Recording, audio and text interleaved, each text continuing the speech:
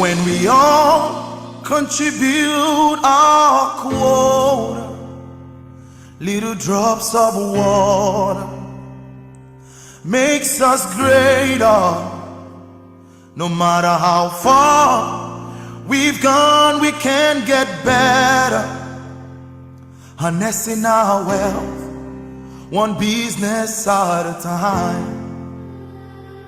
The power is ours, no one else's, we recognize it. That's why we in this conference and exhibition to ignite change, think, make and grow Nigeria. That's our call to greatness, so compatriot.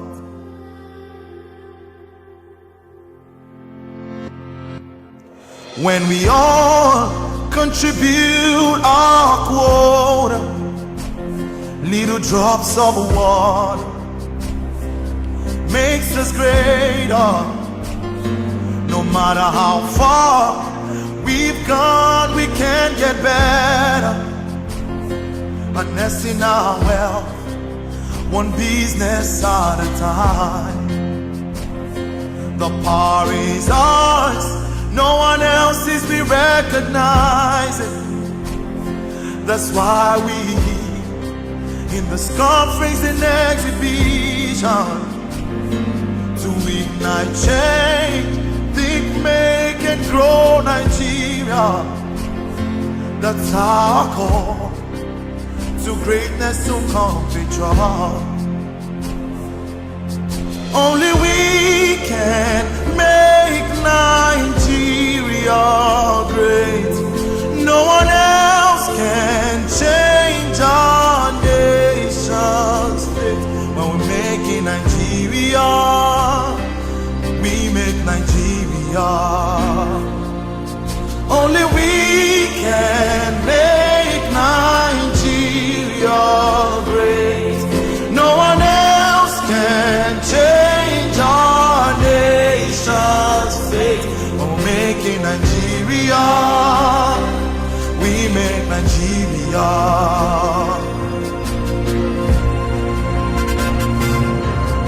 Only we can make Nigeria great.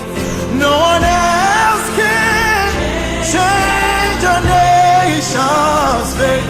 We're making Nigeria, we make Nigeria.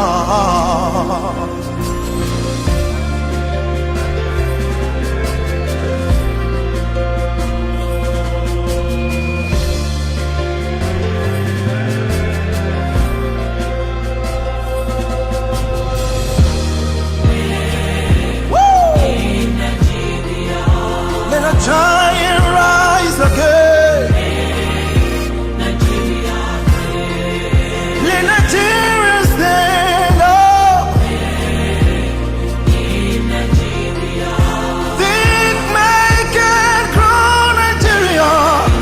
Nigeria, Hey, one business at a time, we change Nigeria.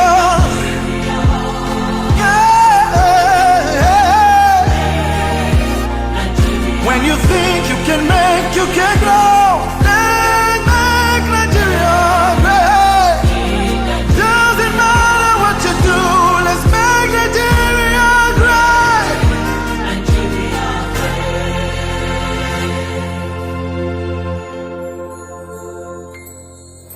Only we can make Nigeria great.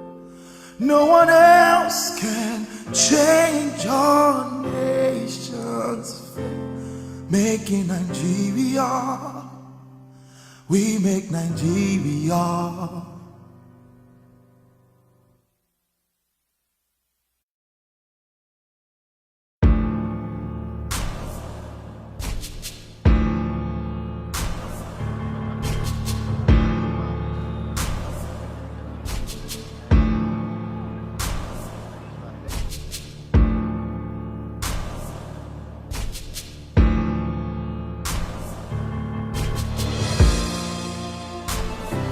Yeah.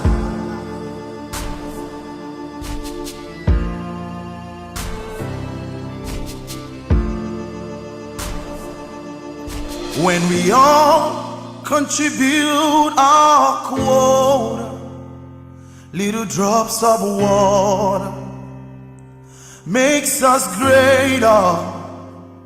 No matter how far we've gone, we can get better.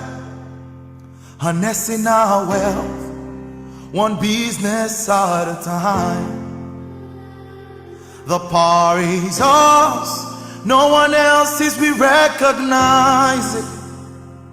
That's why we in this conference and exhibition to ignite change, think, make and grow Nigeria. That's our call to greatness, so come patriot.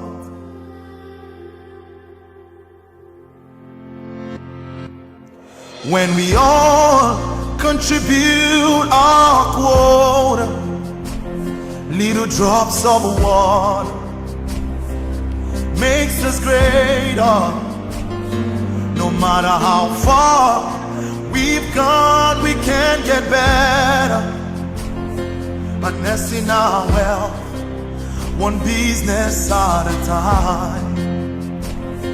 The power is ours, no one else's, we recognize it. That's why we in this conference and exhibition to ignite change, think, make and grow Nigeria. That's our call to greatness, to come patriot. Only we can make Nigeria great. No one else can change our nation's fate. When we're making Nigeria, we make Nigeria. Only we can make Nigeria great. No one else can change our nation's fate. When we're making Nigeria, we make Nigeria.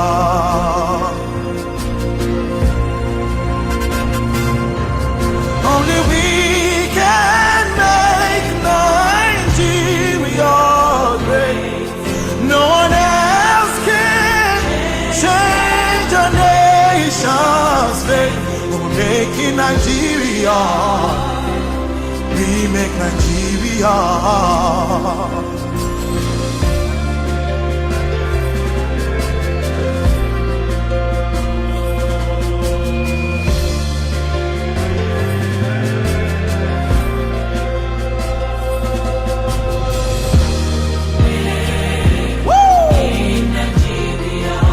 Let a giant rise again.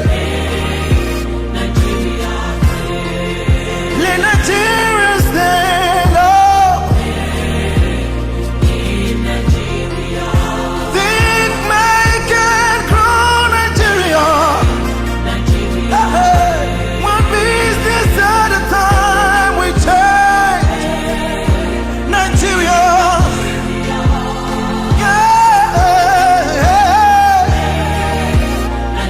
When you think you can make, you can grow. Make Nigeria great. Doesn't matter what you do, let's make Nigeria great.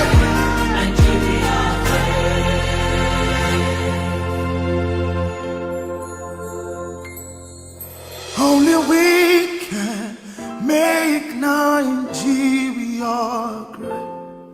No one else can change our nation's fate. Making Nigeria, we make Nigeria.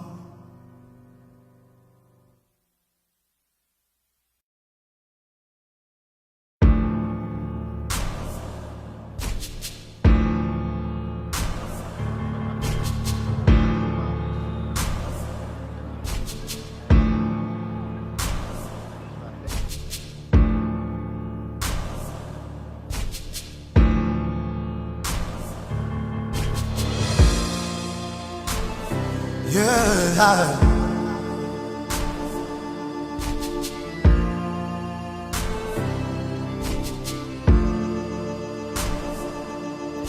When we all contribute our quota, little drops of water makes us greater. No matter how far we've gone, we can get better.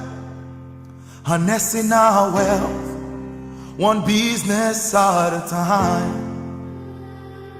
The power is ours, no one else's, we recognize it.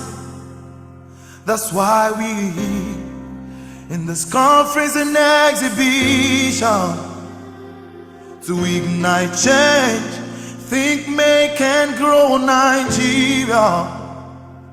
That's our call to greatness, so compatriot.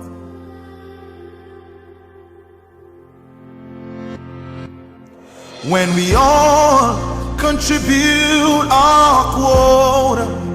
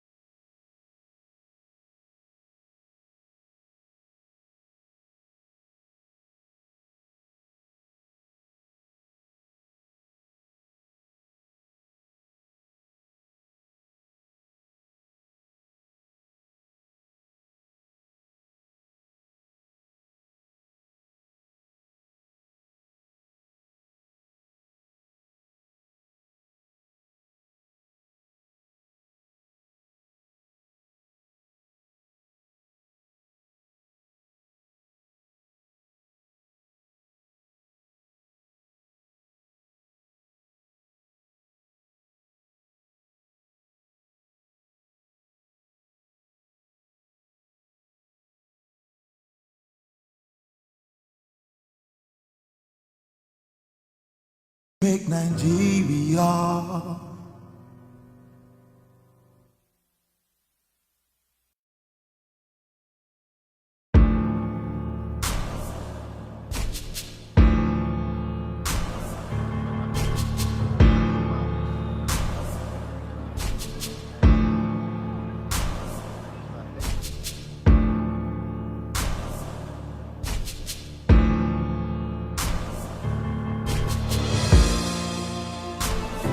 Yeah.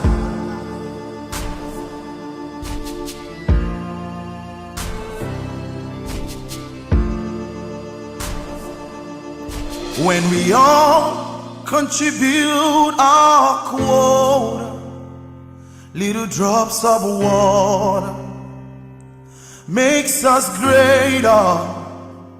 No matter how far we've gone, we can get better. Harnessing our wealth, one business at a time. The power is ours, no one else's, we recognize it. That's why we in this conference and exhibition to ignite change, think, make and grow Nigeria. That's our call to greatness, so come patriot.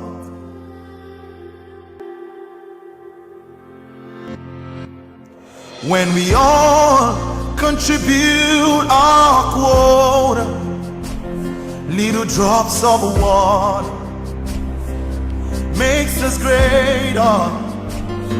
No matter how far we've gone, we can get better. Harnessing our wealth, one business at a time. The power is ours, no one else's, we recognize it. That's why we in this conference and exhibition to ignite change, think, make and grow Nigeria. That's our call to greatness, to come patriot. Only we can make Nigeria great. No one else can change our nation's fate. When we're making Nigeria, we make Nigeria. Only we can make Nigeria great. No one else can change our nation's fate. We're making Nigeria, we make Nigeria.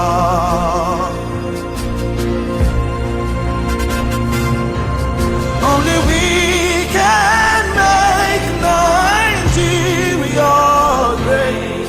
No one else can change our nation's fate. We're making Nigeria, we make Nigeria.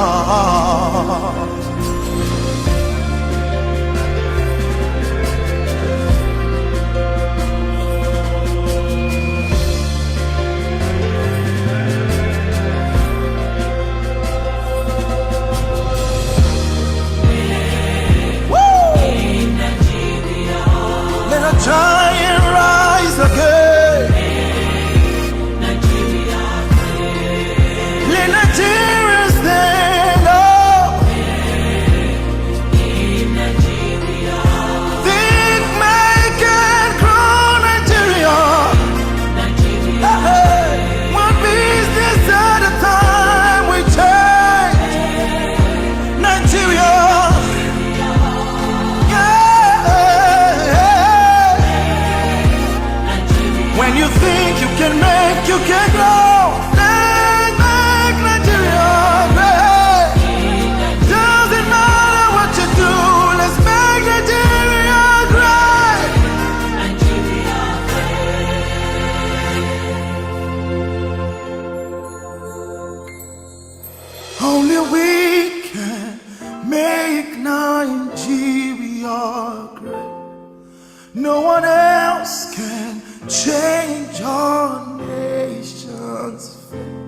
making Nigeria.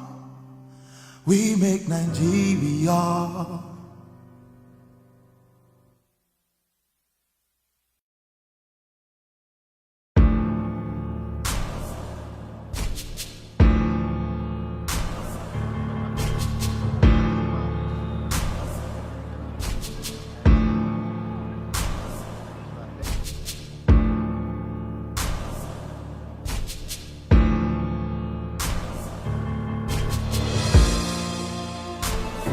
Yeah.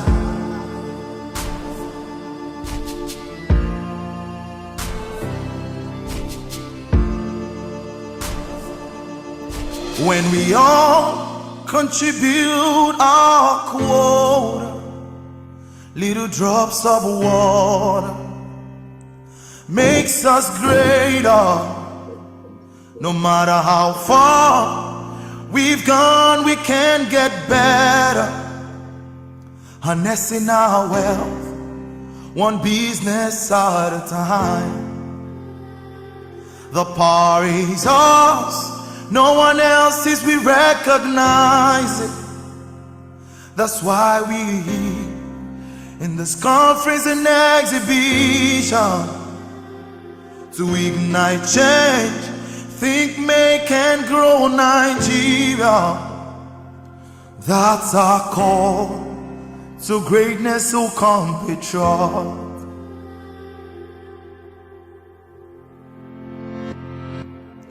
When we all contribute our quota, little drops of water makes us greater. No matter how far we've gone, we can get better. Harnessing our wealth, one business at a time. The power is ours, no one else's, we recognize it. That's why we in this conference and exhibition to ignite change, think, make and grow Nigeria. That's our call to greatness, to compatriot. Only we can make Nigeria great. No one else can change our nation's fate. When we're making Nigeria, we make Nigeria. Only we can make Nigeria great. No one else can change our nation's fate. When we're making Nigeria, we make Nigeria.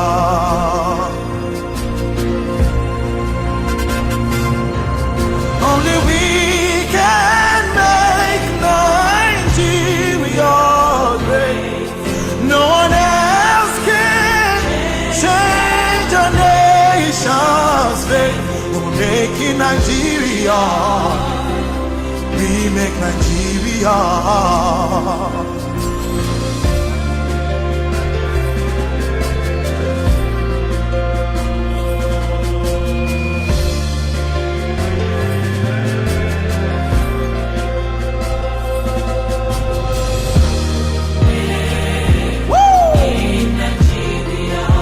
Let a giant rise again. Nigeria, Let Nigeria stand up.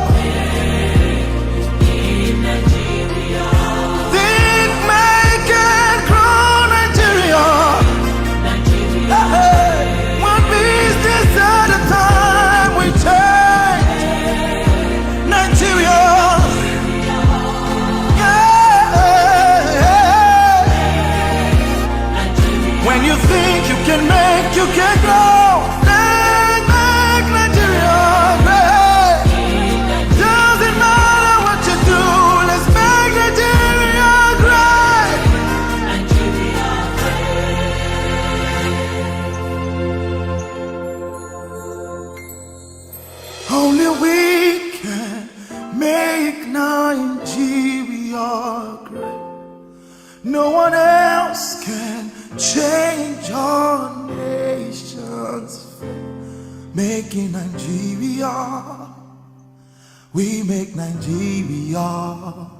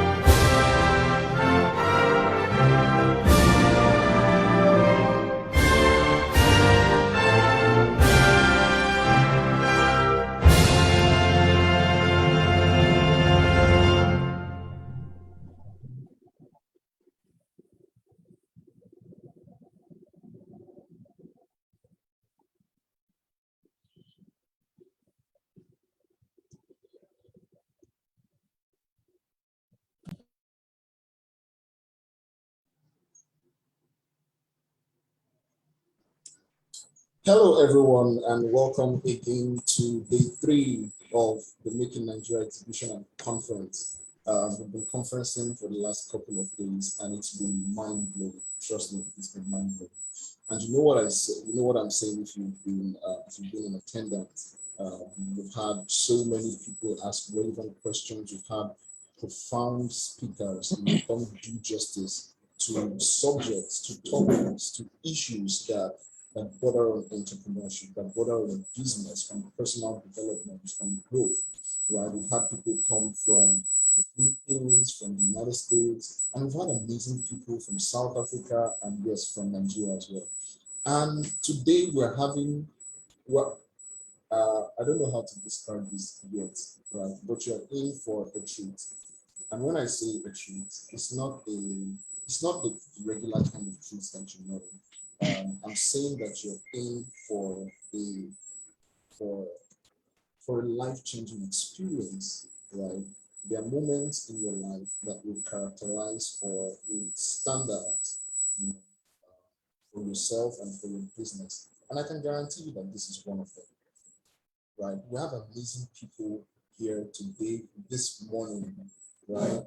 And they're going to be doing justice to the very things that you've been thinking about, right? We're going to have a panel session first, and then we're going to have the talk show after, all right? I'm not going to talk about the people that we're having today, but I promise you they're amazing, right? I'm going to leave that to Uchenachi and my colleague here to also talk about them. You are in for a treat, and get ready. Like I always say, pay attention, right? Get your notepads, write your questions, send them. And yes, welcome to our Facebook community. We have so many people streaming on Facebook, right? Really more than we have here. So yes, we acknowledge you. and we see you. Thank you if you're streaming on Facebook and Instagram and every other platform that you're streaming this from. We can still take your questions, okay? So send your questions in the comments on Facebook, especially if you're streaming on Instagram. Just send your questions in as well, and we'll take them. Don't be shy. Ask your questions. So welcome again to day 3 morning session, Making Nigeria Exhibition and Conference. And I'll let my colleague Mia take over from here.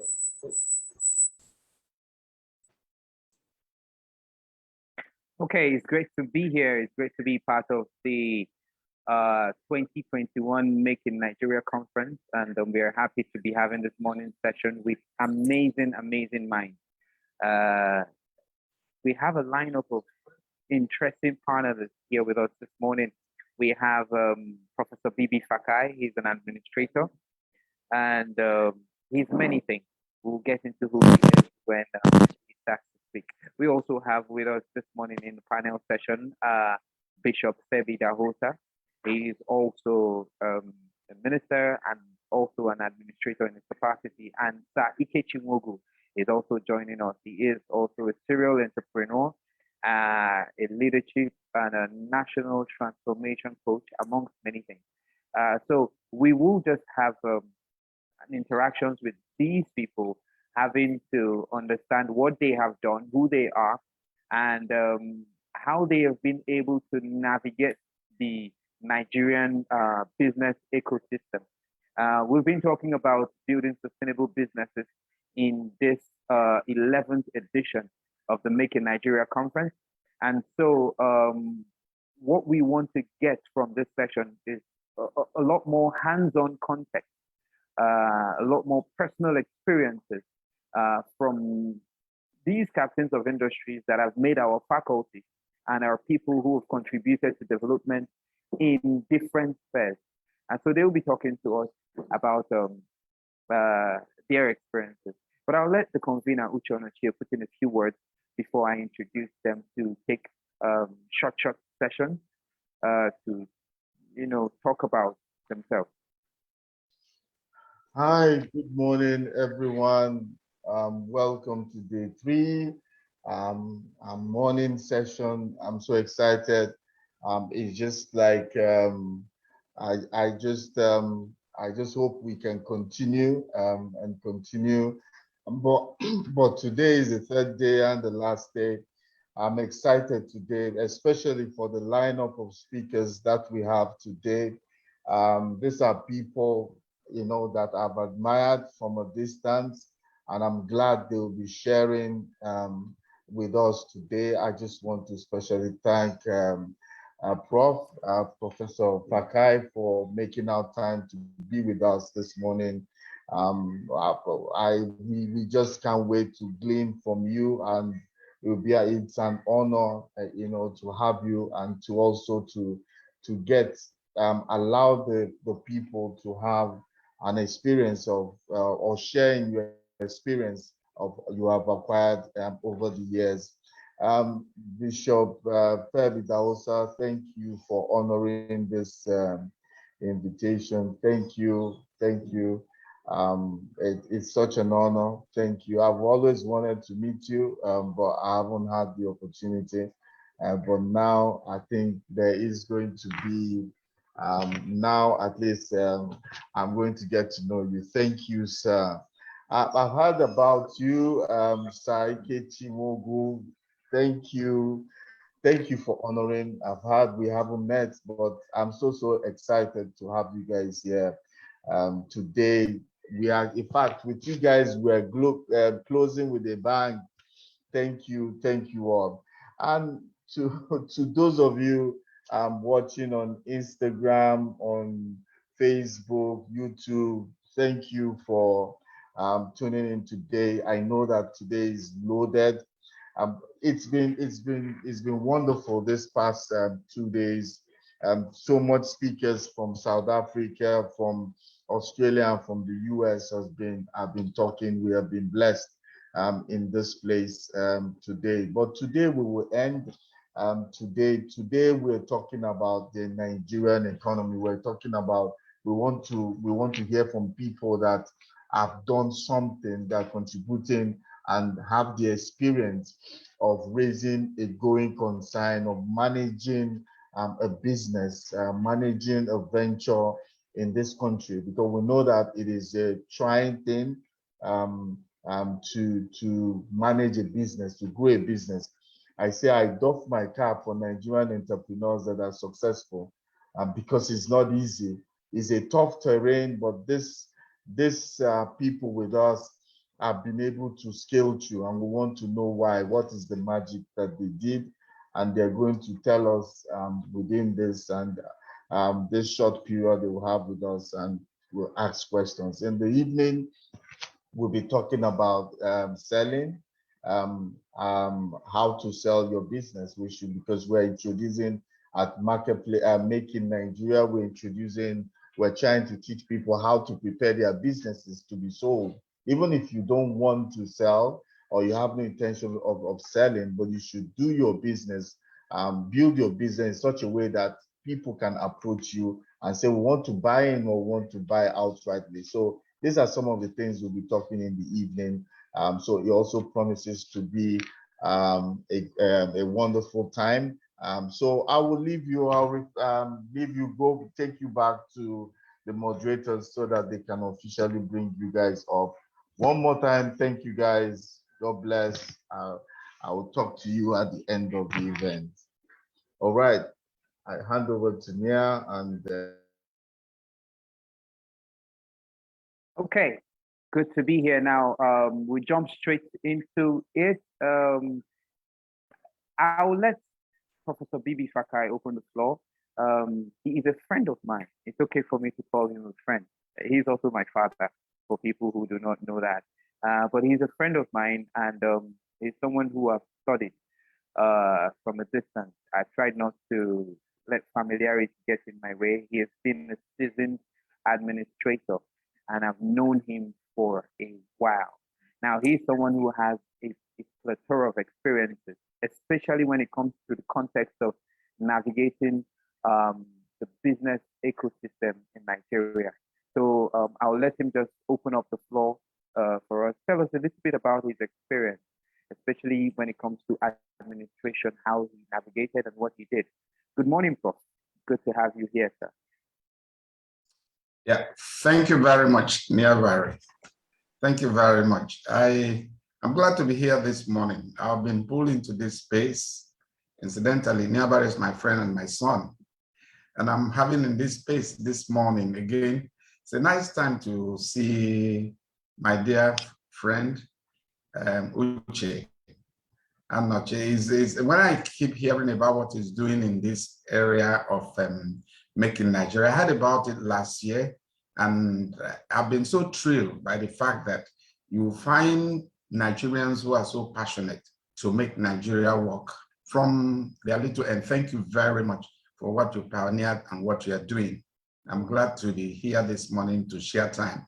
And interestingly, we put together this morning. Now I have two of my sons, now one on one side, the other one on the other side. Ikechi Wogu is here, and Ikechi Wogu is one of my hands. If I were to be a crab, doing things, and a lot of the things they said I did, I had to do through them, and this is the reason why I'm excited to be on here, sharing my experience. I know those who are keen into this Make in Nigeria program. I just believe I won't be sharing time with what I can say. You cannot preach to the converted. But I think when we share experience, we probably can move better, because those who key into this program, I believe, are those who have actually, talked about making Nigeria work. But I'll share my time. You see, my own area is an interesting one, which is education. I've said that there are areas where we talk about, and we said which area can. Are you hearing me? I can hear you well. I hope. Oh, we can great. hear you well. I can hear you okay, clear. fine. I just want to make sure I've been heard. So my own matter, my case is an interesting one. I've been interested in education all this while, and my business is business of education. But I know education is actually the passport, as it were, to the future. Young people who want to get to anywhere, I say they want to get educated. And when you call people, you be asking them what they want to read, they'll be talking about things that will give them their future. Unfortunately, the way the business of education has been carried out in our country does not even have that in mind. Totally abused and politicized. And I was called in, an interesting one, by a governor who was already stressed, looking at the Polytechnic. It was a cult haven, really, really bad. In fact, by the time I came into the Polytechnic in 2003, a boy had just been buried alive. And the report about it was just taken casually. They were just saying, yeah, the bagger did this, so we just had to put him on the ground. It didn't make any, they didn't feel anything bad about that. And then I came and saw a pile, results were never out. And because of that, the only thing that we found in the place was that we are finding what I refer to as non-academic students, those who were just there for years hanging around as students. And so the situation was so bad that the Polytechnic, instead of being a positive influence in the community, was actually a very negative influence. Cultism and all those things riddled the whole place. So what was I to do? And then somebody would have looked at it and said, this is a difficult thing you have to do. But I found it was possible. What was it that was possible? To just put the rules in place and apply them. And so the first thing I actually said is that I said, fine, please, I want to see all the results of the students. And that was, you know, something difficult. But let me just break in here to tell you one experience I had. The experience I had was that when I called the lecturers, when I came in, and I told the lecturers that we had come to review, to make the system better, that the governor, that was Dr. Dili, had said we should, you know, make this Polytechnic viable, and that we were going to apply standards and make it great. Do you know, somebody who responded to thank me said, yes, sir, we know what you want to do, but what I want to let you know is that this country is reading, you know, with, you know, corruption, you know, from the head to the toe. But sir, we will try. You know, my first reaction was very simple. Instead of telling him, thank you, I've heard your vote of thanks on behalf of the lecturers, I just asked the person, he was then the deputy, I asked him, are you speaking on my behalf, or you're speaking on behalf of these lecturers that I'm one? Then I just said one thing. I said, now, everybody listen. At the base of every tree on this campus, there's an axe, and I will not hesitate to use it. Then we're using a walkie-talkie. I picked my walkie-talkie and then pushed through the door. I had a funny driver who knew what to do. He started the 504 they give to me with so much speed that he left so much dust behind as I left the place. I'm telling you, that was the change that happened. And truly, when I asked for the results, when they were telling me results were going to come, I told them that I was giving them 3 weeks. And I said, even they don't know the day the exams were taken, they should just write on top of those set of results in those days. It was an interesting matter. And so all results came in. And within 3 months, the Polytechnic was on its time. I didn't make any crusade, talk about cultism. All the call boys left the place for me. We had a very sane environment, and we ran a Polytechnic that was very, very great. Within a short period, we were back on our feet. I don't know, you asked me, how did that happen? I don't know. But I think it was just the courage to tell them that I was going to apply the rules that were not written by me, but they were rules written to make the institution work. Now, I come now to the very major one where, you know, Ike Wogu, who is here with his friends, the co-founders of SimForest, a young company that I saw displaying their softwares on the floor. And when I saw the softwares they were displaying on the floor the first year, by the next year when they had Education Summit, I still saw them. And I had seen that the Minister for Education in the country had promised them that they were going to put their stuff online, knowing how good these children were.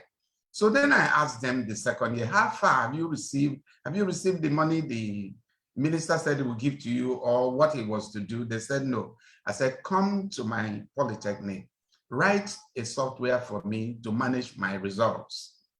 And that was the beginning of the change that happened in Rivers State. That was change this. And so these young people came and wrote a program, but they made it such that it will just operate within few computers. I said, no, I want it web-based. They went back, only to be told years after. The company is now about more than 17 years old.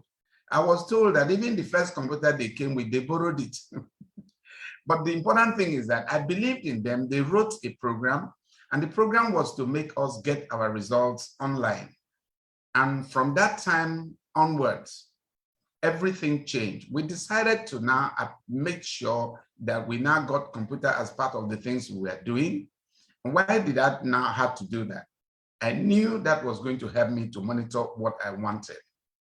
And so it came up, and the Polytechnic now became different. That was a story that brought me into the university. That's our educational system. The government has asked, and they knew that UST, then the Rivers State University of Science and Technology, was terrible. When they talk about cultism, I think it was a higher one, being a higher institution, higher than the Polytechnic. The cultism was higher, exam malpractice higher, bullying higher, extortion higher. And so, I knew these were the thing. If you want to talk about where cultism will thrive, find any institution where you have corruption.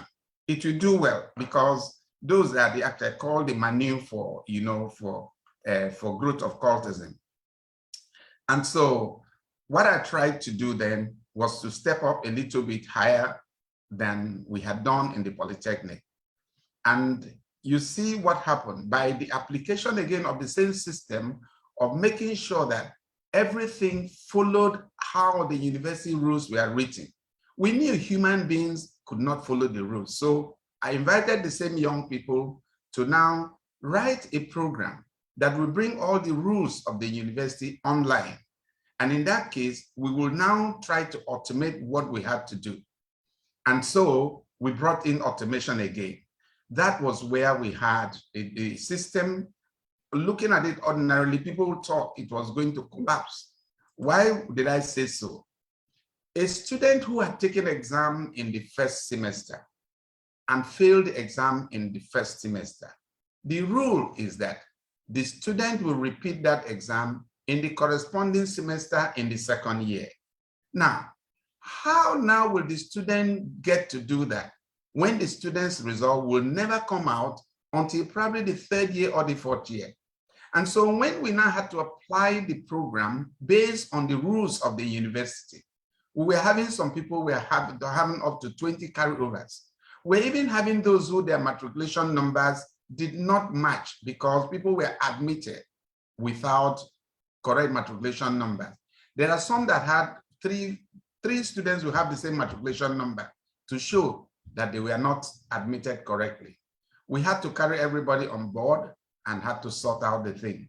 But let me tell us, the success we had within the period that we're able to get results and get all the things put in place, transformed the university.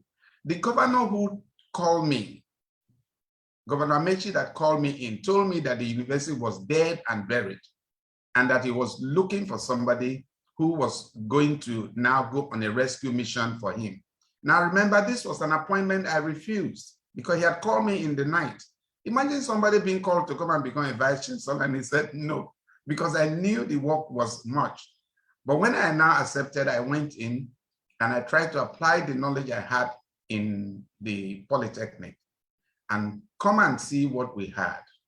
The university improved. So what was dead was not the environment, it was the soul of the university. So bringing it up online and in using the same rules that we are written for the success of the university. We went off. A university that was number 76 when we had 87 universities, within 5 years became number 12 out of 124 universities and got all our courses accredited. Till today, I cannot believe the type of record we had.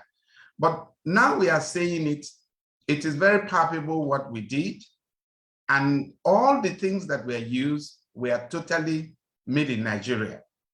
The students, the programmers, and myself was totally made in Nigeria. So I now know that it is possible that all that we may need to move this country on as it is actually available here. Now, I haven't said this. I am one person who believes that to deploy digitalization in our learning and different aspects of our administrative processes will be the key, because we have a culture of corruption. And the only thing that can break the wings of this corruption is automation.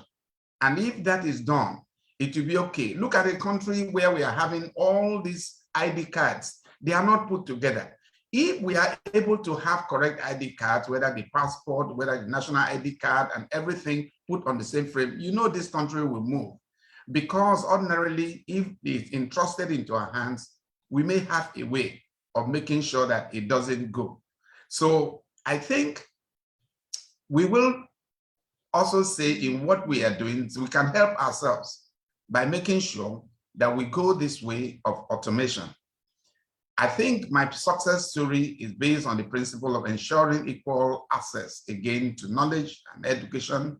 I'm following the simple principle God gave me. Building institutions of excellence was actually what we are created to do, because it is said, if we say a simple Lord's Prayer, it says, may your will be done on earth as it's in heaven.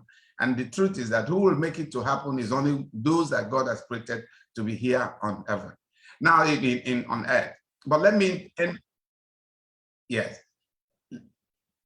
Let me just end by saying, it is not that there were no challenges. It is not that there were no challenges. And then what was it? We had our own challenges that came. We had people who were doing opposition from unions. You remember ASU was totally against me, but we stood firm. For 5 years, there was no strike. In fact, we had to use it as one of our active slogans to say strike was no more an option. This is the best, the lecturers are the best paid. It was the unions who had to argue for the position. As the chief executive, I had to discuss with the sponsors what they needed to do to make my university better. So all the sabotage that went on, today, people can see the clear difference that came. And I think that we will have to stay committed. For those of us who are interested in making Nigeria have the change that we want, we will try to employ the help of good, and forward-thinking teams, just like I see Uche is doing by trying to get the mind of people together. And what we have to do, even our decisions, let us go ahead. It may be difficult.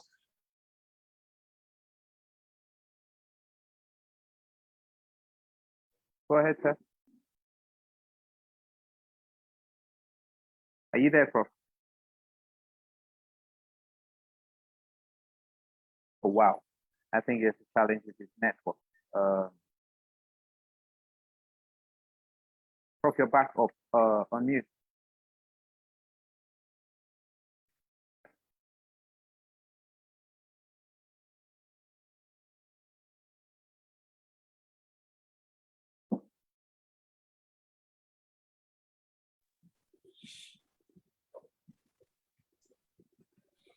Hello? All right, go ahead, sir. You're back up. Yeah. Hello? Yes, you're back up. We can hear you. Go ahead, sir. Okay. I was just trying to, I don't know where you heard me last, if I can, because it looks as if there was a break in transmission. Yes, you were talking about your final thoughts being. Yes. I was talking about my final thought. I just said that all what we have to do. Yes, watch it. Go ahead, sir. Yes, I was saying that all what we need to do, because we are going to have opposition and things like that, because people benefit from the system that don't work. There are people who, because they get money by extortion, they probably, can get the type of thing that they ordinarily would not get, if the system is working right. So what I ask us to do, like I've experienced, is just to stay focused and committed to the mandate. And then to make sure that we try to get people around us who are good and forward thinking. And I think one of the things that is very important is not to be afraid of those who do not think things will work. Vision is if you are being told. What I knew ahead of time, 15 years ago, I had started saying, and those things are still real till today because God gave me a chance to see the future. So thank God I did not now chicken out. And I think what we continue to do is to continue to invest in research, knowing what is the latest and what will make it different. I think helped me because I had known ahead of time that ICT was going to bring about necessary change. And because of that, I invested heavily in it, and it made it easier or better for me to be able to get the results that we have had. So thank you very much for giving me this time to share. I think I have more, and we can always reach me anytime. God bless you. Thank you so much, Prof, for sharing.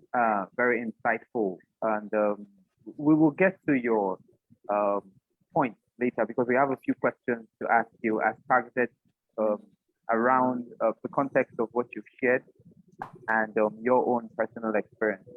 But I'll let the second panelist speak. He is also a friend of mine. I feel quite nice right here. I have all my friends here. Bishop Femi Dahosa was my school president, and from being my president, we evolved to being friends, and we are in the path of being business partners. And I call him the keeper of a very powerful legacy, and which is that has been handed down to him from his father. He's an administrator, also a serial entrepreneur, a president of an institution that would create the likes of me and some of the awesome people out there. Bishop Femi Dahosa, thank you so much for joining the Making Nigeria conference this morning. Good to have you. Good morning. Thank you. It's an honor to be here. I hope you can hear me fine. Just trying to make sure the internet's working good. Yes, sir. We can hear you. Awesome. So good to see all of you. Thank you very much. Let me begin by thanking our host, Mr. Uche. Thank you so much for this opportunity to share. And I do look forward to meeting you as well and connecting and doing great things together. I also want to thank Nia Barry for also having me be a part of this conference as well too. I've heard about it. I'm glad to be a part of it this year. Hope I can come back next year and the year after that and next time and more and more and more.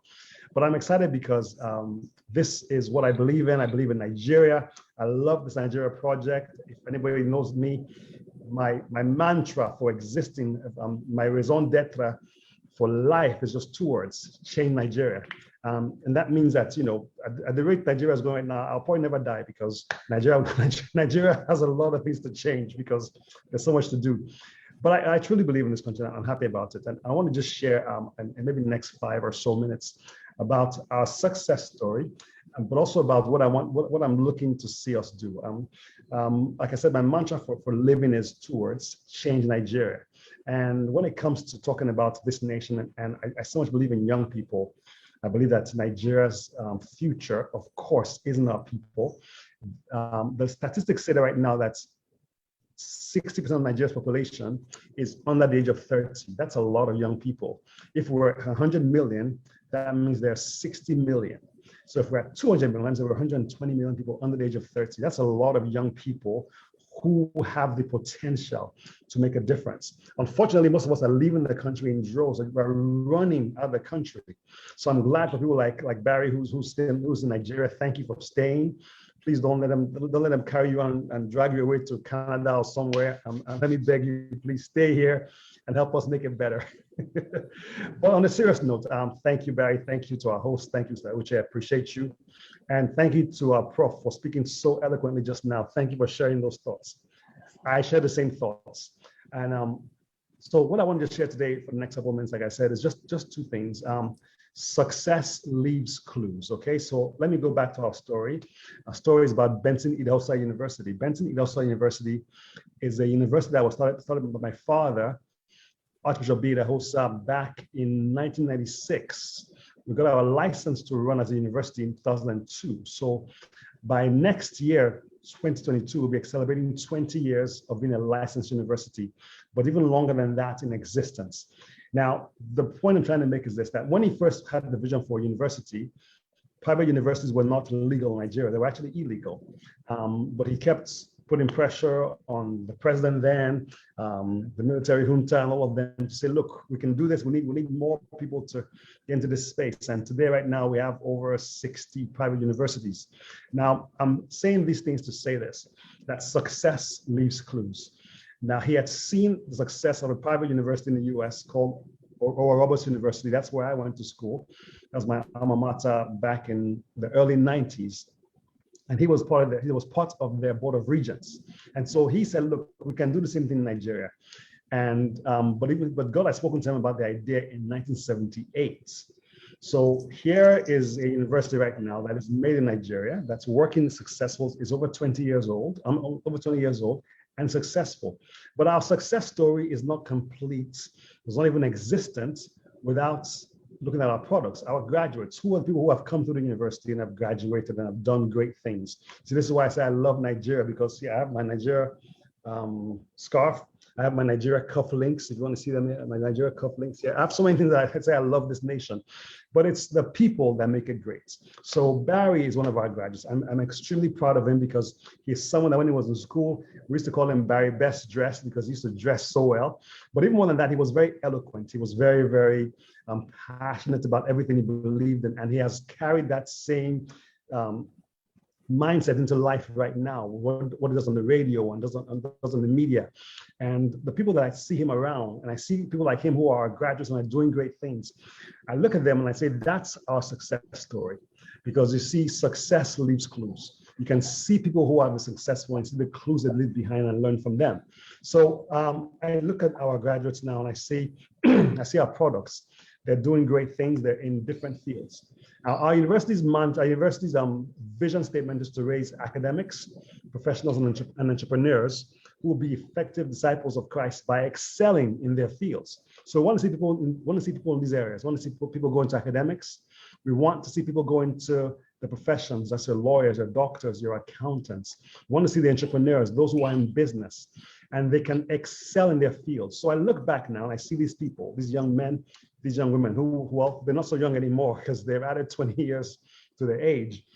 But I'm seeing them being successful in the media. I've seen them being successful everywhere. We have some of our products and graduates who are in Nollywood. I know at least 5 in the Nollywood space. I know another 5 or 10, because we try to keep track of them, who are in the space of media, who are doing things online, who are doing things on the radio. We have one who's an anchor for a news channel here in Nigeria. We have so many in the media space, okay? We have some other ones who are in the academic space. We have at least 10 of our graduates who have come back to teach at our university. We have 3 PhDs right now who graduated from the university, went back, got their PhDs, came back and now teaching at the university. I know we have at least 10 of them working at the university right now in different parts of the university. We have graduates who have gone into, that's the academics, the professions, who are working, then those who are in the professions. We have some who are now doctors. I have some who are now working in the top professional firms in the world, from PricewaterhouseCoopers all the way down to the Accentures and all, and I can name so many of them. But my point I'm trying to make is this, that our success story about being made in Nigeria is not complete without those who we can say, look at this one, look at that one. Look at Barry, he's one of our success stories, okay? He is made in Nigeria. And so I want to say again, that success leaves clues. So you have to find out what has worked before, what's been working. That's why our university, I'm so glad that it's trying to raise people who can actually begin to make a difference. And when you see them, you see that they're doing things that are going to help to make a difference. I love the theme of our conference. I mean, I love the whole idea of this, of Make in Nigeria, because we have to believe in what we have. If you don't believe in it, you can't see a future for it. So we look at this nation. There's so much that is working against it not to be successful. But at the same time, too, there's so much, which is our people, the human capital, the profs who are like you, Prof, who said, look, we won't have any more strikes. We're tired of strikes, and stand against what's wrong to make it work. Prof, thank you for that. The people who are saying, look, despite there being negativity around us, we can choose to be an oasis of excellence in a sea of mediocrity. That is what makes people different. That's what will make a nation great. So I look at that and say, look, there are things who are working against us to make sure Nigeria doesn't work. However, it's important that we begin to say, look, we can find the things and the people that will make it work. We can make great things in Nigeria, and it's what we do with our thoughts, with our mindsets, and how we take that thought to apply it to where we are today. See, if my thought was saying, let me try to change the whole nation at once, it'd be very difficult. But I can say, let me change where I am. Let me change what I'm doing. Let me change the people around me, which is what Prof said by saying, look, in our polytechnic, we'll make sure it works well. And so by doing that, he becomes an oasis of excellence. Okay, he becomes an island of excellence in that sea of mediocrity or in that desert of corruption. I believe all of us can do that. Right there's a clue as to what can make this nation work. And I believe every one of you watching today on Facebook, on Instagram, has the same kind of mindset that says we can make what we are doing work. And as you make what you are doing work, the nation begins to work. That's how the rest of it will work. We need more of us now doing all of this together. Here's a thought, Prof made an allusion to it just now, that when there is chaos, when things are not working, people find a way to make profit from that. And that's something I've always believed, that anytime you see chaos in this nation or anywhere in the world, somebody is making profit from it, because people profit when things don't work well. But at the same time too, if you think about it, we all profit when things work well. So when things don't work well, individuals profit. But when things work well, all of us profit. So it makes more sense that if all of us put our hands together and say, we're going to make everything work well for our country, then it will work. Okay, so success leaves clues. I told you I'm going to take about 5 or 10 minutes. I have, let's take another 2 minutes left. Okay, so my thought for us is simply this. Let's write the standards and write the rules for our success so that other people outside can see what we're doing and make it work. The Bible says, write the vision, make it plain, so that those who read it can run with it. For me, my mantra now going forward for the next 10, 20 years is simply this. One of my mentors, Bishop David Oyedepo, told me this. It's from Jeremiah 6:16. And he says, the Bible says there, it says, you are standing at the crossroads. Ask where the old reliable paths are. Let me read it to you, if you don't mind. No, I'm a pastor, so I do these things once in a while. But here's my point. It's not so much about trying to say I want to preach. I'm not trying to preach to you. I want to just say a simple word to you. That, it says we are standing at a crossroads. So ask where the old reliable paths are. When you're at the crossroads, you want to know, what do I do next? So you ask where the old reliable paths are. Ask where the path is that leads to blessing, or that leads to truth, or that leads to the right answer, and follow it. If you do, you will find rest for your soul. Now, the point of this scripture is this, that if you want to do anything great, okay, if you want to see Nigeria great, we have to find out from other people who have done it before. Success leaves clues. What have they done before? How's it worked? So you have to find out from those who has worked. So when you're at a crossroads, okay, You can go this way, this way, this way, that way. Ask which is the reliable path, which one has worked before, which means somebody has done it before. So go and ask how they did it and add to it. Okay. When you want to go from being in the bottom of the list at number 76 to become in the top 10, you go and ask what have they done. Success leaves clues. If you want to be an entrepreneur in Nigeria and know what has worked, find those that has worked for before. Success leaves clues, okay? If someone's been successful, they have written down their thoughts, they've written their ideas down, they've done something. There's a YouTube video of how they did it. There's a book somewhere of how it was done. Find it. Ask where the old reliable path is and find that way. Which is the path that leads to your blessing? Which is the path that leads to your success? Which is the path that leads to what you did? Once you find that, okay, you can be a success story as well. You can make Nigeria great. You can be a great story of what is made in Nigeria. Once again, thank you for this opportunity to speak. Like I said, our success story at Benton Idahosa University would not be complete without the products to look at, okay? I can show you one right here in this room with us. I can show you 1,000 more around the country.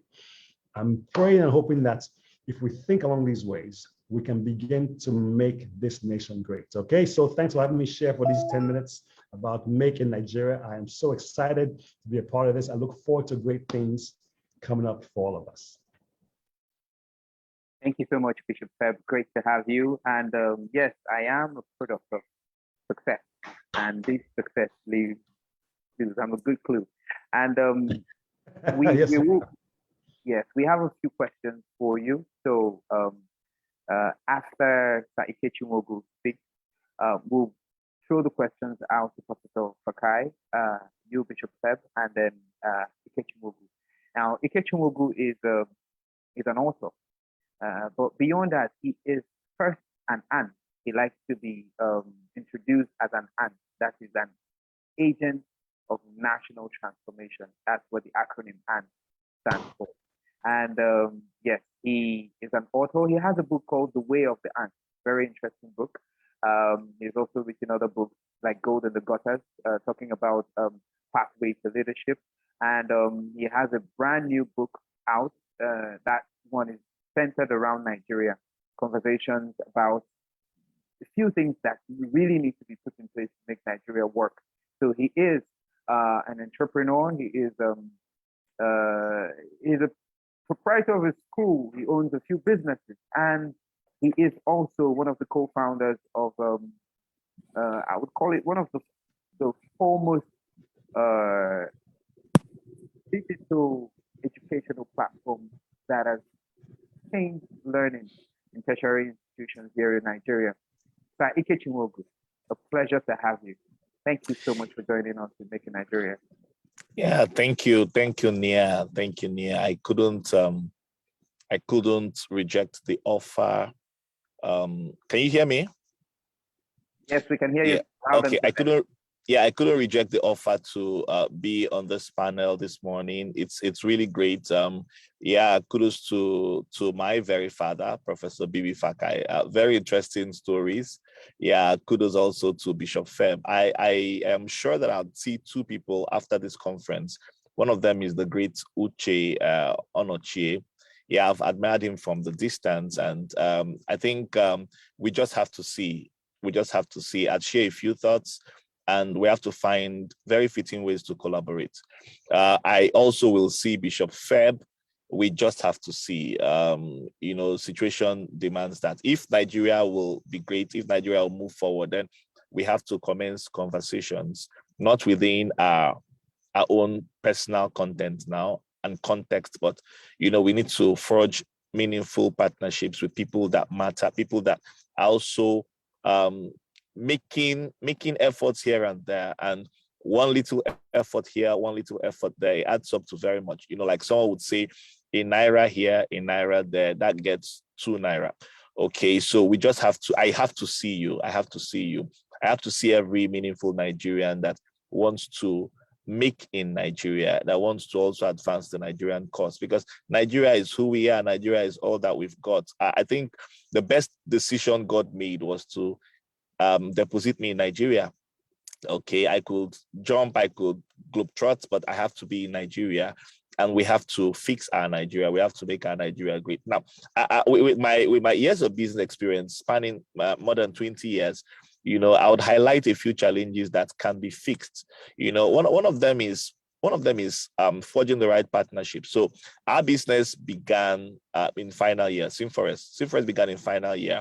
We were Christian students who loved themselves. We began with eating together. So we always did cook together. We never knew that God was cooking something for us. He was cooking destiny. So we didn't have all the money. We weren't rich kids, but we loved ourselves and we trusted ourselves. We were about 4 of us, and we would go, how much do you have? How much do you have? We did that every day. And we used to call it falling upon. So we weren't very excellent cooks, but we had some friends who would just help us cook, go to the market, cook for us, and we come together and fall upon the food. And it bonded us so strongly to the point of conversing about examination malpractice. Examination malpractice then was a thing, and we just felt, as young boys, 20-year-olds, we felt the need to put an end to it in Nigeria. It was a big deal, but we didn't even know the magnitude of what we're thinking about. Thank God for exuberance, because if we had known, if it were now, we wouldn't even dare. But then thank God we were really fearless and we had nothing to worry about. And we put these ideas together from 2001. And then it came to the point of conversation. How do we sell the idea? How do we sell the idea to opinion leaders, to thought leaders, to people that really mattered? How do we sell the idea to government? Because we had what looked like a solution. And then we just talked to everyone that mattered. And that got us into the Rivers State government. We were always at the offices of commissioners for education. Some gave us hearing, some didn't. Some give us audience rather, and some wouldn't. But eventually we had one, Professor Mildred Amakri. It was through her and one Mr. Anthony Abolarin of Total EMP that we got to meet Professor Fakai. So Anthony Abolarin was like, okay, all your plenty talk. All right, we're going to set up a summit in collaboration with the Rivers State Ministry of Higher Education, Science and Technology, headed by Professor Mildred Amakri. That was under the Odili administration. And I guess they may have smelt our frustration. It was really hard to say we've got a solution to provide answers to Nigerian education and no one is listening to us. I don't know what even touched them, because we scarcely have such people around. It took a big chance. And then in that summit, we had the likes of Professor Titi Song, we had the likes of Professor Bibi Fakai. We met him for the very first time in that summit. And after our presentation, he came to us and he said something. He said, I'm going to give you my head. I'm like, the customer who comes to the barber. I'm going to give you my head. If you make a good haircut, then everyone asks me, who did this? And I'll say it was Simforest. If you make a bad haircut and everyone asks me, who did this? I'll say it was Simforest. So it was a risky idea to showcase our very best or our very worst. And we just couldn't play with mediocrity at the time. And we gave it all. We had nothing. Like he said, we borrowed a laptop. We couldn't even seal the scratch cards very well. And everything was in his office. Now, he became like a father to us because we'll pass nights. We're working, we have targets. We'll pass nights sleeping in his office, working. We have to deliver in the morning. We had no office, nothing. We're working from home and all of that. But, we became so bonded and he was mentoring us. So we don't even take the glory for developing the solutions, some of the solutions at this level, especially for the educational institutions, because he was mentoring us on the go. He would, he's a great mind. He would tell us what he wants, and then we have to find a way. Now, the greatest of leaders do not provide answers. They ask questions that get you fetching the answers yourself. And that's where innovation comes in. Okay. Yeah, he doesn't tell us do this. He asks, how can we do this? And I think if we have leaders like that of repute, then we can raise more champions in Nigeria. A second thing I would want to talk about is the risk-taking ability. He cared, he was an administrator, he cared for his reputation, but he was better inspired by the need to help young children make in Nigeria. And it becomes important. At the time, at the time, it was very fashionable to go abroad and just get the solution. So why would you want to reinvent the wheel? But because of his passion, his quest to make in Nigeria, he gave us a chance to sell ourselves or fail out. Okay, and then we're young, hungry children who felt we had a future in Nigeria and we didn't have another country. And so we decided to do our very best, very, very best. And that's how the story became. In fact, it became so strong, like we're so bonded, he couldn't do without us and we couldn't do without him. Because there comes a point when you have so collaborated on a thing that separating will be even costlier than staying on together and patching things up. And we made our mistakes, he would correct it like a father. He became our father. In fact, to the extent that there was the rumor everywhere that Professor Fakai is working with his sons. And we sat down and we looked at it. I'm from a different part of town. He's from a different part of town. My partners are from different parts of town. But we said, yes, indeed, it's true. We are his sons. He is our father because he made us proud. At the same time, he was head of institution somewhere. My biological father was head of institution elsewhere. But it wasn't about that. That wasn't what brought us together. Professor Fakai today has become a strong force, even in the organization, to the point of, we just have to sit down with him and share the new ideas because he has inputs to make that will be mind transforming and all that. He's a major idea contributor to most of what we do. And people don't even know, they don't even believe that he doesn't even have a stake in the organization. But because of his selflessness, he was able to assist us. And my name today, I say it officially before the world, my name is not just Ike Chinwogo anymore. My name is Ike Chinwogo Fakai. And I'm happy to answer that. And funny enough, we got so close, I knew his family, and Neabari today happens to be my own son. So it's like a generation of the Fakais. And Neabari is one of the greatest young men I have seen in Nigeria. Okay, so maybe that's talk for another day. But the essence of what I'm saying right now is to buttress the fact that if we must make in Nigeria, then we need to forge the right collaborations, the right partnerships. We need to have access to men of understanding. We need to have access to chieftains of policy, okay? Because one major challenge we have in Nigeria is policy exuberance. A situation where this government comes in and changes policy, the other one, there isn't sustainability. Okay, and so we're saying, okay, with the Professor Fakai experience, we can say that, yeah, he moved from Reef Poly at the time to RSUST, okay, which is now Rivers State University, and we only upgraded our services. At the time we got into the Rivers State University, there was a company that was there before us, and one setback that the students witnessed was a lot of failed cards. So you buy an access card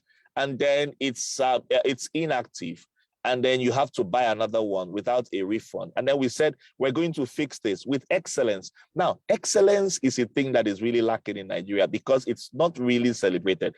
Nigerians tend more for quantity than for quality. So when they are faced with, the challenge of good quality service delivery, okay, it's not really appreciated because they go for cheaper quality products and everyone wants to make profit from everything, okay? And so nobody wants to make the sacrifice to really, really drive at quality and essence the way he really should to advance the nation, which is why we don't even earn the respect of the nations because products that come from Nigeria need to be retested and retested, including academic products. I mean, what respect do they have for our certificates?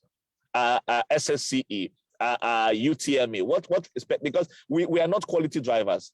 And so Professor Fakai drove us to the point of quality expressions, and it's still a landmark to us. It's a legacy for us. If it's not going to play at the level of the very best in the world, then it shouldn't play at all. In fact, when we were innovating the solution, the software solution, when we were developing the e-governance, e-learning platform for RSU, we had to benchmark with the very best. We sat down with the very best portals. We explored the best portals in the world, and we said ours has to beat them. Something from Nigeria has to beat the best of the world. And so we sat down and we pushed to every level. And at the time, the success point was RSUST easily became the e-governance institution in Africa. So there was a legacy. If you had Googled then e-university, you would see two things. You would either see Professor Bibi Fakai and the story around him, or you will see Rivers State University. So Rivers State University came to the global platform as the prime e-varsity in Africa, the #1 e-varsity in Africa. And that was a winning point. The second point was, at the time Professor Fakai came to UST, using our solutions, a lot of the lecturers were still on the analog mode. They wanted to do things the Nigerian way, but Professor Fakai got them exposed to the electronic form, okay, electronic schemes. We had to commence training of lecturers in the institution on how to use the computer, digital appreciation, computer appreciation, to the point that a lot of them became quoted globally. So it became a slogan, Google me. And so at that time, a lecturer goes to Google and types his name and nothing comes out. But within a space of 5, 6, 7 years, within the span of his stay there, you have more lecturers quoted globally now. Okay, and that's how, he didn't tell you, that's how UST got to, grow from their 76th position to 12th position and then 5th position before he left. I think I had predicted that if this man had continued and then there was sustainability of the ideas, RSU would have become the best university in Nigeria, because, a lot of the indices would bother around referencing. How many people can reference you? So UST lecturers got the needed exposure globally, not just locally. And a lot of students wanted to come into UST. That is aside the transcript. Formerly in RSU, you would never get a transcript for 10 years, 20 years. But within this season, we had to make that a landmark achievement, because at the time, the moment you graduate, you request for your transcript, we had converted, generations of results electronically. And so you just need to apply, and then you can find, even our students in the diaspora were happy to say, I graduated from the Rivers State University, because even till date, you could access your transcript, you could gain admissions, you could do anything you wanted to do because you had access to your results. We had to get all of those things from analog mode to digital mode, and everything was just there. There was transparency, and gradually the depth of malpractice within that area was minimized. Mind you, RSU became the unsung leader of the CBT. The CBT we celebrate today. I remember those days, Professor Fakai became the first, even though there's another institution that was mentioned and that is celebrated, but RSU was actually the first. It was just that they weren't too into media. So we had seen the need to manage funds better. And so we had to scale up to electronic exams, even for the post-UTME. I remember those times and those seasons, JAMB will send in observers to the Rivers State University to come and see how they are doing it. How are you getting it right? And we are not getting it right. Okay, so what am I saying? I'm not talking about Rivers State University. I'm talking about, one, having access to a quality mind that could mentor you and your business to positions of refinement and positions of excellence by creating an enabling environment. Enabling environment is something that comes with security, that comes with access to facility, that comes with access to infrastructure, that comes with access to relevant information, that comes with access to relevant challenges that would push you to more creative thinking and advance the quality of your business. And so monies were not released to us. One challenge that business players or young business players would suffer in Nigeria is access to grants. Even where there are grants, they are politicized. So you need to know somebody, or you don't know the other person. We never had a grant. For more than 20 years, we've been playing in these waters. Okay, but then we had learned how to manage the little that we had and grow into more and grow into more. And, a time came when we walk up to Prof and say, Prof, we think we can do this. And he says, okay. And so we get this idea, get the other idea, and fine-tune them and create another solution and another solution. And that helped expand our business to the point where we had confidence enough to even go to other campuses to say, we can do this for you. And it became a testimony point. So what am I saying? We also, if we must fix Nigeria, fix business in Nigeria, we need to fix we need to organize markets. We need to fix organized market systems, organized market structures, where you know that it's beyond the traditional buying and selling methods, okay, to better complex designs. But what is important is something that really works for the mass market and enables the business player. We also need to kill the sense of idea stealing. So this is what happens. You have your idea and you present it to a head of institution. He has a son or a daughter or someone maybe someone he's interested in, and what does he do? He steals the idea and he sends the idea to that person. So that can happen, but Prof didn't do that. Rather, he adopted us as sons and helped us. Okay, he helped us, even with the expansion of bandwidth. Now, bandwidth is a thing, especially for those in technology. Okay, he just kept expanding. He spoke with MTN. He spoke with every provider. Okay, and they were ready to, because they saw a veritable market. RSU at the time was a useful platform, and they saw the need to come in and play in these parts, and all of that enabled our business.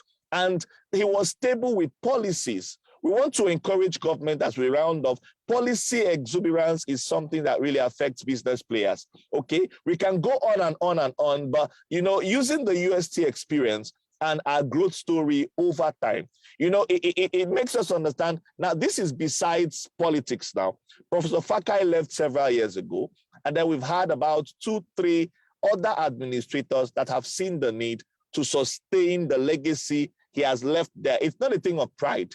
It's not a thing of selfishness. It's not a thing of saying, oh, you're still riding on Professor Fakai's legacy. No, it's not about that. It's about sustaining the brand. It's sustaining the concept, sustaining the growth story. So how can these things match with our national advancement? So when we make in Nigeria, we sustain in Nigeria, and we grow in Nigeria, both for the consumption of Nigerians and the rest of the world. That makes Nigeria great. Thank you so much, Sai Kechimogu. Quite profound. We're grateful to have you. Thank you so much for coming in. And Professor Fakai, thank you so much for coming in. Bishop Feb, thank you so much for coming in.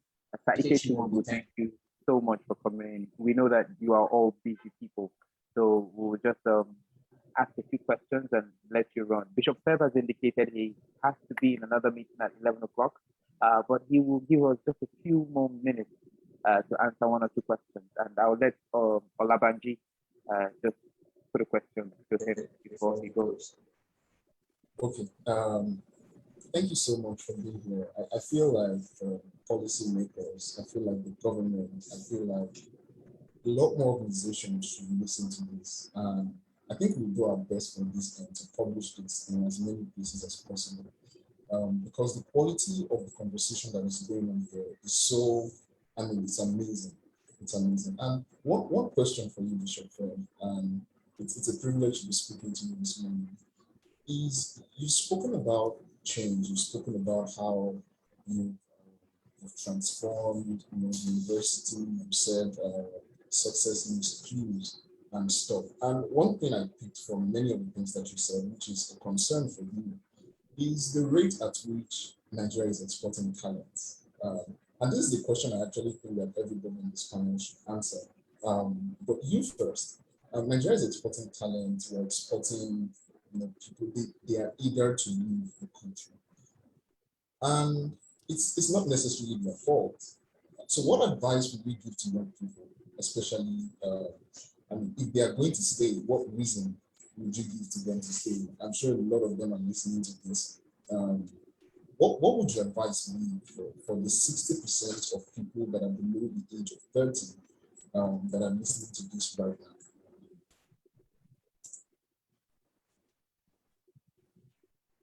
Bishop Feb, are you there? Okay. All right, while we wait to confirm whether he's there, let's move to a few other questions. We have questions for Professor Fakai here, and we have also questions for Sai Kechimogu. All right, so I'll start with Prof. the USD. Okay, Bishop is back, so we'll just let Bishop take his Question question. and then we get along. Hello, Bishop. Apologies, sorry, I seem to have lost my connection for a minute, and I was trying to rush out real quick. Sorry, the question about exporting talent. Yes, sir. Yes, sir. What reason can we give? That's a very good one. On the surface, the answer is nothing. But when you dig deeper, we have to begin to say, okay, that, like I said in the beginning, it's people that make this nation great. It's the people that make what we have. So look at Nkechi talking about being an agent of national transformation. What can I leave to say, okay, there's a reason why. My father, when he first started being in Nigeria, was talking about, people kept saying, move out, travel out, live somewhere, something else. And he kept saying, if it doesn't exist here, it's because you haven't made it. You haven't created it. So let's look at the fintech space, for example, where in the last couple of years, have invested over $500 million in Nigeria because they see things that are working here. My point I begin to say is this, that if you want something to change, it has to be us who change it. It has to be us who say that what doesn't exist needs to be created. So I look at young men and young women and I see them saying they want to leave. My first thought is, please don't go, please stay, let's make it better. And they ask the same question, why should I stay? What should I do? And for me, my own thought is this, that this is our country, it's the only one we have. And if we're going to make it better, it has to be us. So I say, I love Nigeria. And they say, yes, but does Nigeria love us back? And I say, well, yes, it does. And they say, no, but it's true. We love it. And we have to make sure it loves us back. So what reason can I give you to stay? The only reason I give you to stay is this. This is the only country that you will have that you will not ever be a stranger in. There will not ever be a place where people look at you as though you are an outsider. Now, if you go to Canada, go to the US, go to somewhere else, they'll pull you in, but you'll always be an outsider, and you'll always be helping them build something else for somebody else. And so for me, I think let's stay here. Let's build it better for what we have. So if you really feel like you have to go, not you per se, but people that feel like they want to go. I have a young man I'm staring at right now, and I'm thinking, how do I convince him to stay as well too? Because the truth is that there's no real good answer for why you must stay, except for the fact that it's this: we have to build what was given to us. I love what Nkechi said. He said the best decision God made was putting me in Nigeria. So God put me in Nigeria, so that's the decision God made. I realized I have a chance not to leave the country, but I want to stay here because this is the only place we have. And if I go somewhere else, I'll always be an outsider trying to fit in. But if I stay here, it's me trying to build what I have. And in the end, I can look back and say, look, I built that. We built this. Look at the US right now. And the US has people that they've done what they're doing right now. They've built themselves. And they are excited that people are coming into it. One of my goals and my dream is to have a city in this nation that people like Barry will take exam to come on, take an exam. If you pass the exam, you can come in. But because I know Barry, I'll give Barry a free pass. Everybody else, take an exam for coming.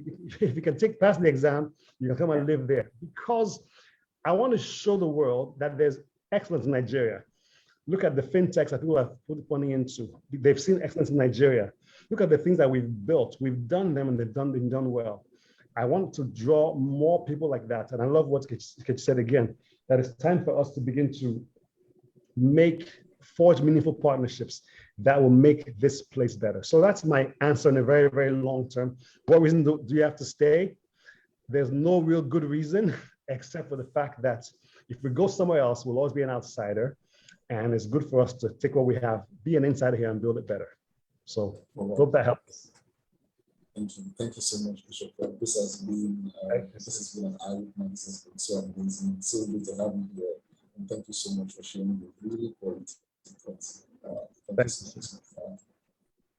And so I have another question for Prof now. This one is for Prof. This is really interesting. The question is complex in my head, but I'm going to try to present it nicely in a way that everybody can understand. And one of the things that I find striking about you, Prof, is that, the topic of this panel session is preparing for the Nigerian business ecosystem. And you have stars. I mean, you have prepared people and you've prepared, institutions. With people like Saikechi, he's right there. You prepared people for the Nigerian business ecosystem. But then there's one issue, and I'm going to tell you, it's a story.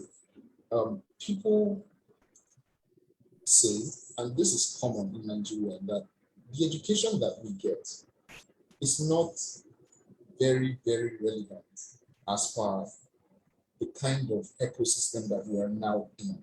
If we separate a few courses like law, like medicine, and the rest of them, our universities are not really, or, well, this is the popular saying, I'm just speaking, I'm echoing the voices of millions of things I've heard, that our universities are not necessarily shaping the quality of talents that the world needs right now. And so for many young people, they've taken their education into their own hands. So we have places like Udemy, like Coursera, like online learning platforms where everybody's learning things from. And so people believe generally that just go to school to get a certificate. When you come out, then you can now start learning. And that's really interesting. And I don't think that that should be if we are really preparing people for the Nigerian business ecosystem. And now you have been an administrator at many levels in the academics, and especially in the academia. So what would you say first is this true? And then what would your advice be for the many administrators, school administrators that are listening to this? I have a testimony. I learned QBasic in school, University of Port Harcourt, and I never used it. We were learning, we would go to class and learn QBasic and go back home at night to code in Python, because that was what was going on. So we code in Python, we code in CSS and JavaScript, and the rest of all these things. But when we go to school the next morning, they hand us a textbook that says, hey guys, learn QBasic to write a program that can draw a triangle or something. And when there are really complex problems that are outside to be solved. And many of us are living off those knowledge that we went for personally, not necessarily the things that we learned in school. However, we spent years in school. And so what would your advice be? Or what's your opinion on this situation, and how do you think we can solve this problem?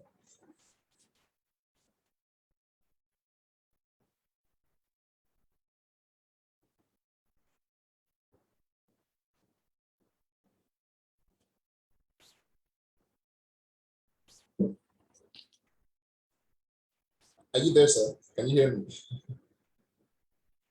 Okay.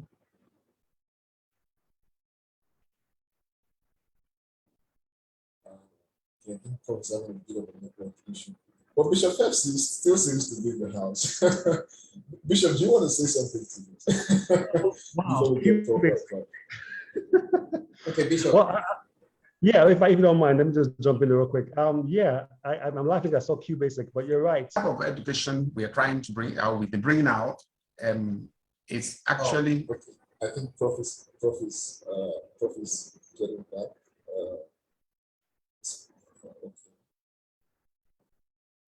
Okay, let's give Prof a bit of time to get his network back. That's so yeah, let's hear from you. Oh no, I want to hear what Prof has to say. Sorry. Okay, Prof. Yeah, we can hear you. We can hear you, sir. Please go.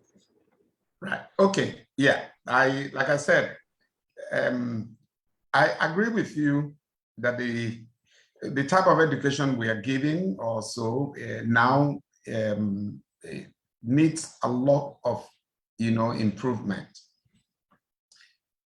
And this is the reason why coming into a system that already have a fixed way things go, to make it relevant and to make sure that we still get something out of it and build on it. As a vice chancellor, what I decided to do, and thank God for Saikechi Wogu, these young people helped me so much. I built a system where now I said it was important that everybody, all these graduates of my university must also be ICT compliant. And because of that, I had to introduce the Microsoft, the Microsoft Academy, and also had to, you know, bring relevant professional organizations into the system where they now had to collaborate with us. And why I said, even the internet, because now what actually defines, okay, Niabara is here, that was not, he didn't go to do computer engineering or computer science, but we can see that his prowess in, you know, IT have helped very much in what he is doing. So I try to now also mirror to see that the people who are IT compliant, they are multitasking. It's one area that I've seen. What created my success and the things I had to do was because back then in the university, you know, of Edinburgh, as I came into Nigeria with all the things that I needed to make it work, in the sense that even, you know, I had to carry cartridges of printers where I had learned how to re-ink, you know, the printer ribbons, because I knew that once I leave UK, I was not going to probably get, you know, such ribbons or the printing ink. So I had learned how to now cut small space and then use duplicating ink and had to smear on, you know, the ribbon, just like the typewriter ribbon, and seal the thing back, because I wanted all the things I'd used in UK to work, you know, back in Nigeria. Now, my ability to be able to use computer definitely helped the way I went ahead, both in my studies and in administration. And that was the reason why I said, for us to get what it is, a lot of people are doing what they are doing today. It's not because they had gone to study exactly the exposures they now have, but because they had a basic knowledge of what will take them out into the world. And I knew that IT was very important. And so with the Microsoft Academy we had in the university, it was possible that for 37 hours we gave to the student, and it was a space of 4 years, you should be able to have that. We said, if you don't have this, you know, qualification, if they didn't say you passed through, we won't give you your certificate. So we are now, by now, they didn't have credit, but the Senate made it mandatory that you have to be, you know, IT compliant. That eventually helped. And in so doing, just look at the type of slogan I had to introduce. Learn computer by use of computer. Nobody had to teach you. And even at Senate, how was it? People who were unable to change, we said, okay, that the Senate must go totally E. Now, people were expecting I was going to start, you know, fixing computers in Senate. No, I brought the other way where it said BYOD, bring your own device.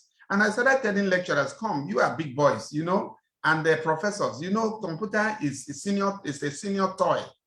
And with that, the whole Senate, you know, people will come in, and the thing they will be looking at is, you know, the old, when they fix the thing, they say, where did you press? Where did you? That is how everybody got, you know, to know. I had to find a way to change the educational system the way it is. And I knew, like Ikechiwogu was mentioning, that once I exposed them to what was not the thing they were now, you know, that was stuck in their head, they will know that what we ought to do is going to be, you know, that we have so much to do. For example, how do I now, I don't have to put how you are going to, I ask the lecturers that, how will you be in a class and the student will be talking and you don't even understand what the student is saying? That when they say download, you don't understand. When they say browse, you don't understand. How can you be on top? And then I told the old lecturers who were saying, hey, this thing you people are bringing is new. And I said, listen to me. You are not teaching children of yesterday. You are teaching children that will be tomorrow. So if you tell me that you cannot learn computer, it means you are not a scholar. A scholar means somebody who is always learning. And you know, ourselves lecturers, we proud ourselves, we say we are scholars. So I have to position those things to them that will make them understand. And with that, that was a careful way I was changing the educational system, making, you know, integrating what was, you know, necessary to make us make the change. It is only when the lecturer is exposed, he has gone online. For example, in my school, if you are not on ResearchGate, the university will not even promote you because it's been part of the condition. Now, because we said, for us to be able to gain international relevance, it will depend on how much our traffic is on the net. And how can we move? If you are publishing and we do not see your own contribution that is making attraction, just with that, people got exposed. And as they got there now to the internet, they got to ResearchGate, they found out they were lacking and the system started changing. And now you were seeing my students were so proud. Like Ikechi Wogu would say, a lecturer will you say, I'm a professor, I say, professor of what H index. You know, so everybody in that competition was no more local. Competition was now global. And that is one careful way, I think, this exposing ourselves to what is international standard will make even our type of education, the local content put in it and how we approach it. Because if I'm teaching, I want my students to present me. Now, I also mentioned again, let me tell you one little, I'm talking about putting in what can make the changes. When I send professors papers to assess for who will be made professor, I will put a line that will run. I say, please, professor, remember that what you assess assesses you. You know, so the relevance I think we have to bring into education is to understand that it should be functional and it should represent what we want. That is one careful way I think we can make a change to make sure our education can be relevant by exposing ourselves to international standards. God bless you. I hope I was able to just deal with this your complex question. Yes, sir. Yes, sir. You did justice to the question. And one part I'm going to hold on to is the very last word that you said, functional, because I think that is exactly what we need to do. And if we lead by that, if we are going to bend the education system to make sure that every single thing that we do is functional, then I think we have a better shot at competing globally. And so, Bishop Fred, I know you were privy to say something about this, and I'd like to hear what you want to say. Sure. I think Prof has done a little justice to the topic. My thoughts on it too is when you talk about how to make our education relevant. I love what he said about learn computer by using computers, okay, which is what we didn't used to see before. And you made a comment about going to Coursera, going to other places around the world. The NUC for a long time would not even allow Nigerian universities to actually begin to do online teaching. But it's time to begin to change that because we've seen what works. Like I said before, success leaves clues. If we want to raise students who will compete with the rest of the world, we have to put them on a platform that can compete with the rest of the world. We have to begin to be on the same platforms that the rest of the world is on. So how do we make this education better in this country? The universities are there, we're going to do our best, but it's up to people like yourself, Saikechi, so many people that can begin to say, even our host, Mr. Uche, let's begin to put things like this together and say to ourselves, we have to just create platforms that will allow young people and young men, young women learn new things. So the technology is there. The clues are already there. People have used it successfully before. So we don't have to stick to the old paths. You know, we have a university, Benton Idosa University. It's a 4-year school. But the truth is really the skills you need to learn if you start today in your first year, freshman year, 100 level. By the time you get to 400 level, many of the things you've learned are already obsolete because the world is moving so fast. So truth is schools, universities should be a 1-year, 2-year course at the most because you have to keep moving. So while we value the 4-year education, the 5-year education, we also have to create platforms that will let people learn on the go, learn something that they can learn in 6 months and apply in 12. You don't have to spend 4 years studying one subject so that you can take a long time to do it. Of course, there are exceptions for things like medicine and things like that, which you have to do by experience. But with the way the world is going, there are things you can learn in a short time and start again. So what I would suggest as my answer is, let's begin to create more platforms that will allow people to learn things quickly and use them in a relevant manner. That's my answer to that one. So we create more platforms. Platform like this here, we're spending time here now for the last 2 hours. We can learn something quickly and then use it to be relevant tomorrow, not necessarily wait 4 years.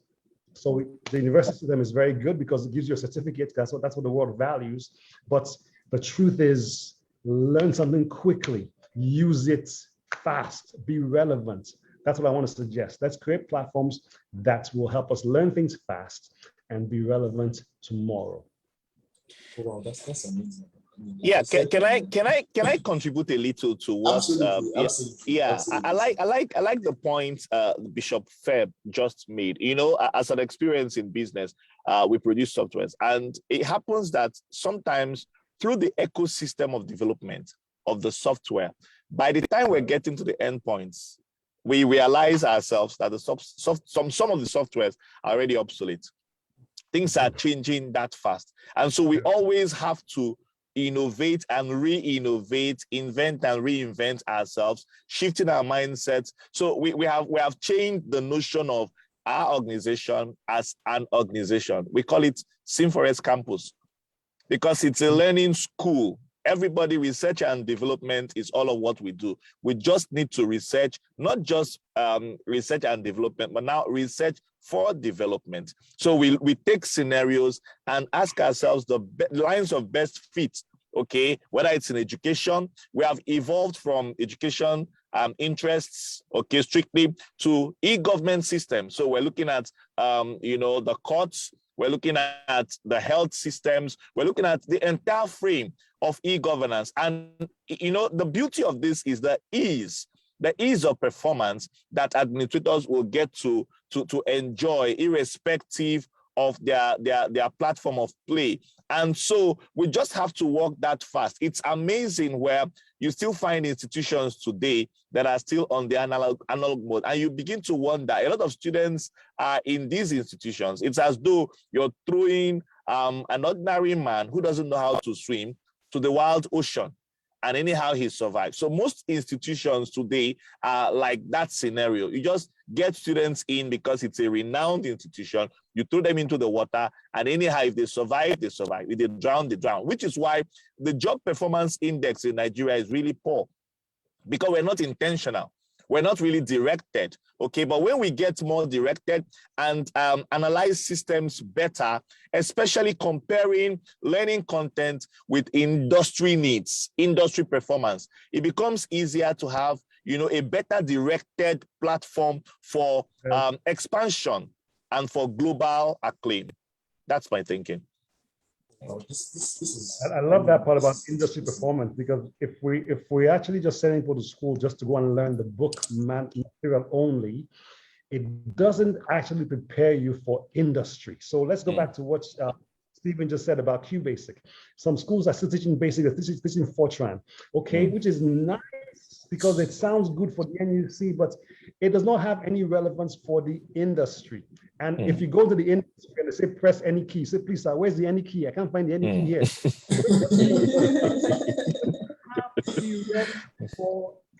for industry.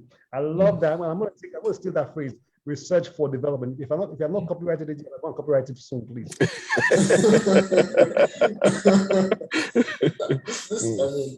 I don't know. I mean, this is really interesting. The kind of issues that we're talking about here. I mean, you just talked about. You mentioned some really next generational kind of thing.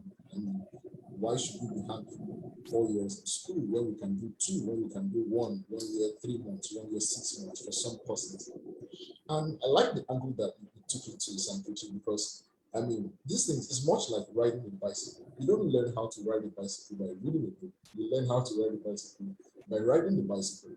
And most of what we learn in school is reading how to ride a bicycle.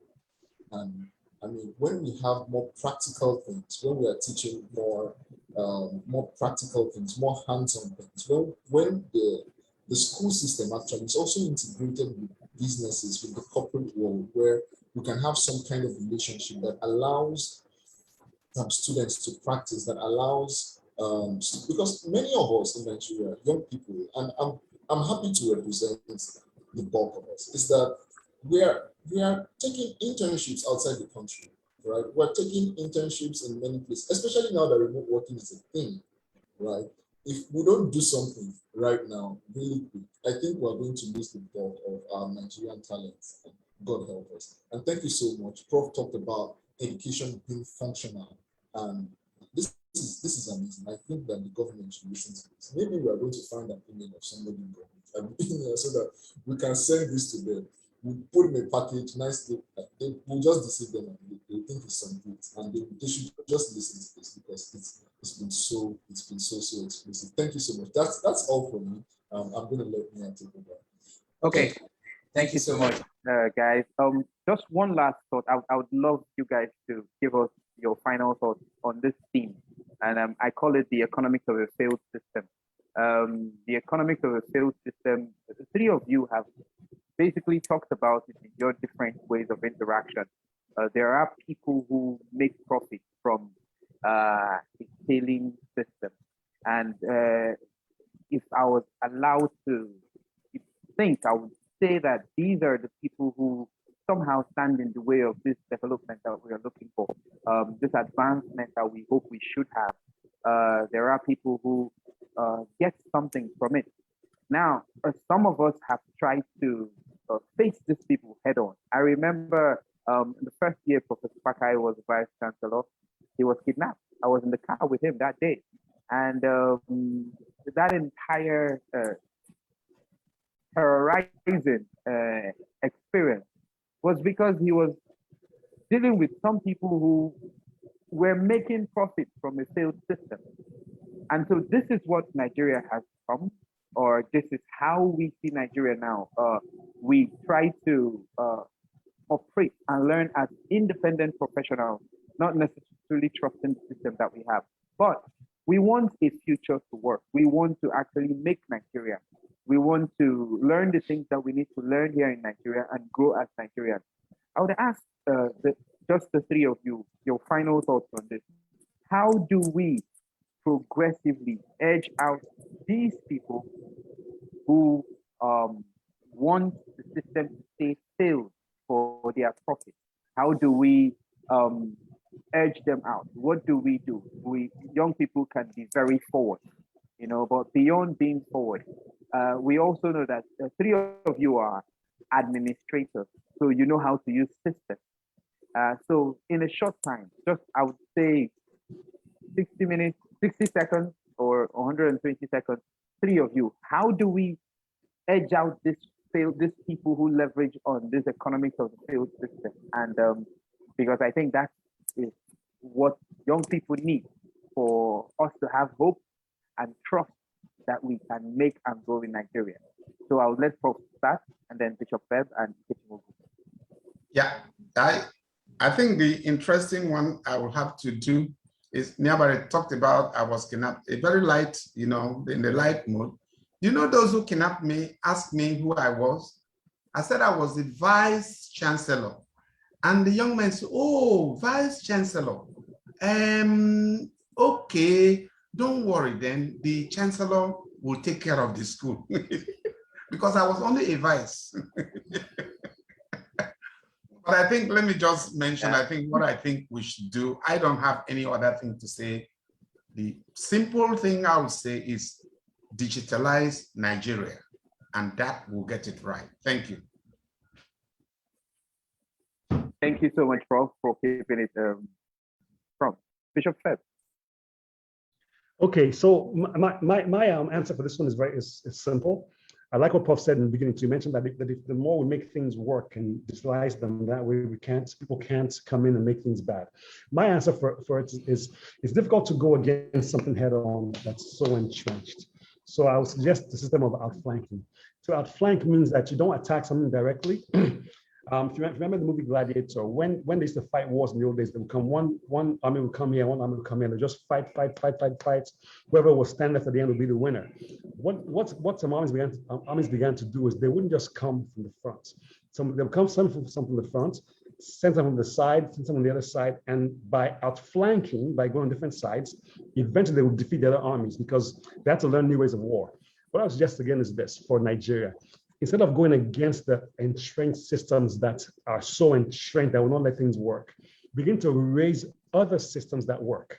So the more other systems raised that work well, then people begin to understand we don't have to fight against this one because we can find other ones that work. So over time, it takes a bit of time, but over time then, you begin to find the other ones that work, and then those ones that are there will lose relevance. But it's up to people like us to create more systems that work. So I'll give you an example. When Instagram, Facebook, and WhatsApp were down the other day, people realized that there were other systems to do messaging.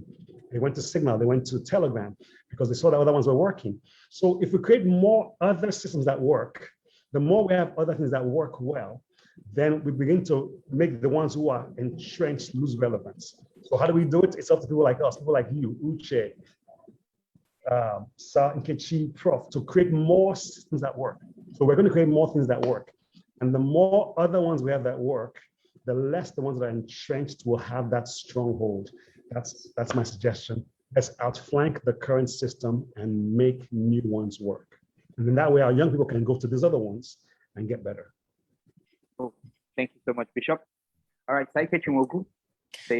Yeah, I love this. I love this. I'd want to say it's in the design. I'm so passionate about the thought around, like Nia pointed out, my latest book, Dream Nation by Design. It's all in the design. So what kind of nation do you want to build? Design it. Get to the drawing board. Begin to converse about it.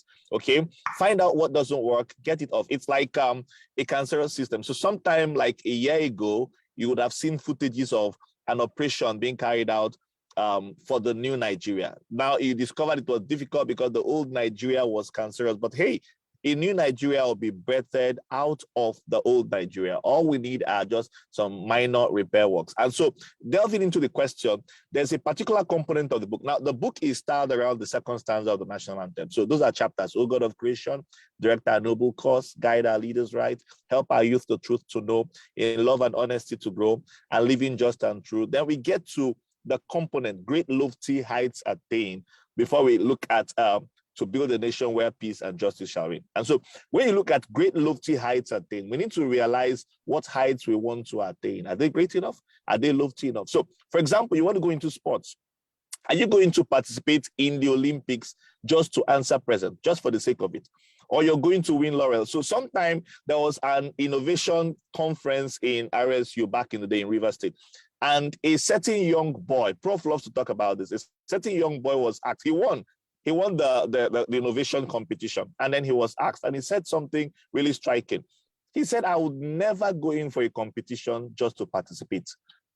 If I'm not going to win, then there's really no point going in for that competition. And so he channels all of his energy into winning.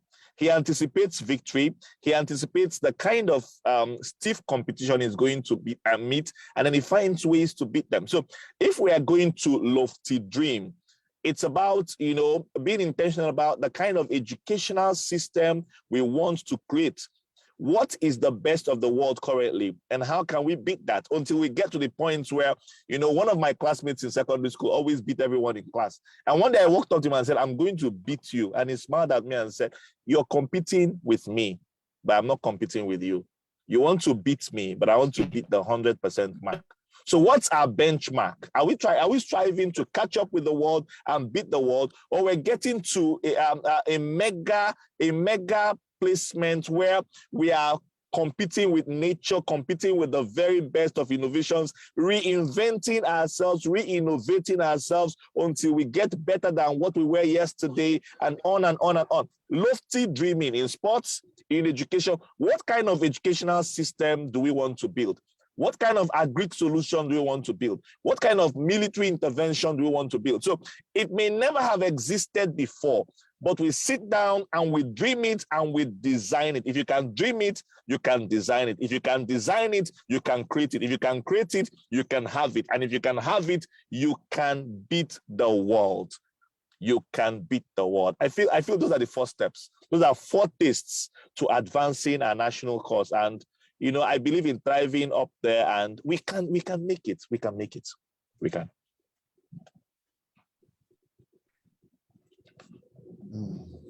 Thank you Yeah. so much, Saike Chiwogu. Thank you for your time. Thank you, Professor Fakai, my daddy, for also showing up and sharing your time. Thank you, Bishop Seb, for giving us your time and insight.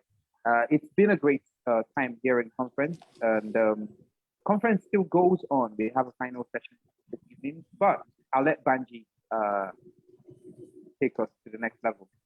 Thank you.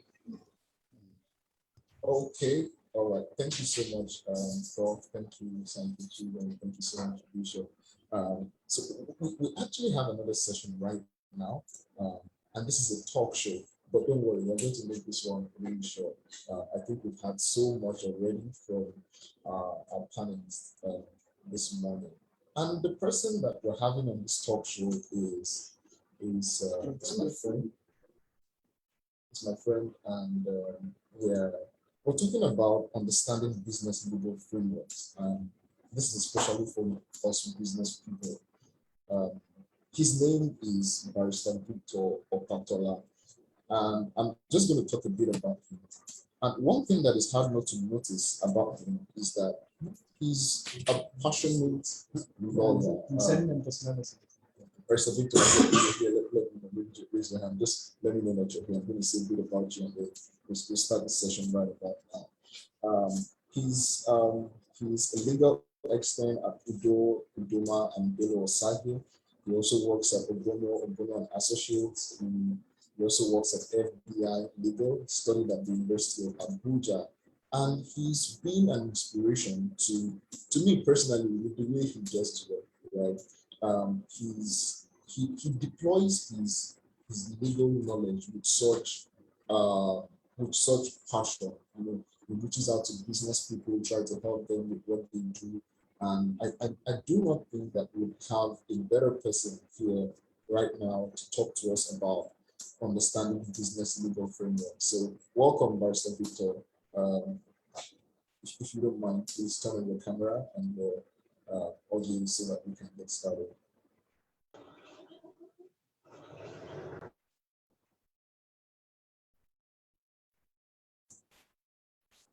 Okay, please let me know if you're here, Barrister Victor. I can see that you turned on the audio, but it went back up, so you might want to check that. That's technical. Anyways, guys, we also got a video from Bishop Fred, and we are going to be playing it shortly. It's about the Benson Garrison University. So yeah, stay tuned. We're going to have that come up. And a lot of other things. Okay, thank you. Thank you very much. I must. Welcome. Okay, thank you very much for having me. And I must confess, today's talk, everybody that has talked, Professor Fakai, Bishop Feb, and everybody, I think I have learned a lot. So just to get straight to it, so as to save time a little bit, today we'll be talking about business framework. Businesses in Nigeria. Let's do this real quick, right? So I'm going to let you give a background to what this is about, because I actually have more questions for you. So I'd really appreciate if you can give a background in like 5 to 10 minutes, and then I'm going to ask you some questions that I believe is in the minds of the business people that we have here, and the multiple people that we also have streaming on Facebook as well. Yes, so yes. Is that okay? Okay. Yes, that's beautiful. Basically, the first thing I will talk about is in regards to, I'll talk about the structures of the business. Now, if you're saying that businesses in Nigeria we want to build something beautiful, something of standard, something that can be up to par even outside of the country, we must go through it, using the right legal channels, building the right legal system around it. When we build the right legal system around the business, it helps the business to stand the test of time. Now, if you look at this country, the way it's structured, the fact that there are different, regulatory regulations coming up generally every day. The government is bringing up new regulations to invest in business. How do business, how do they success? How can they successfully stand the test of time? Despite the dangerous terrain in this country.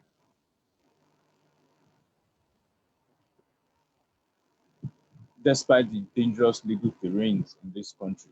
So apart from discussing the legal structures that a business can use, I will also be discussing briefly legal risk analysis and mechanism.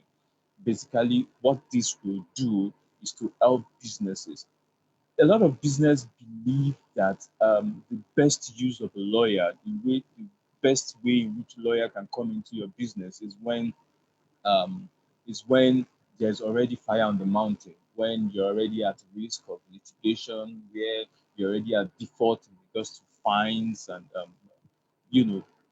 government fines thereabout. But that is not the best use of a lawyer. The best use of a lawyer comes in between, even as at that stage where you're getting a new contract, as at that stage where you're incorporating, as at that stage where you're signing a contract.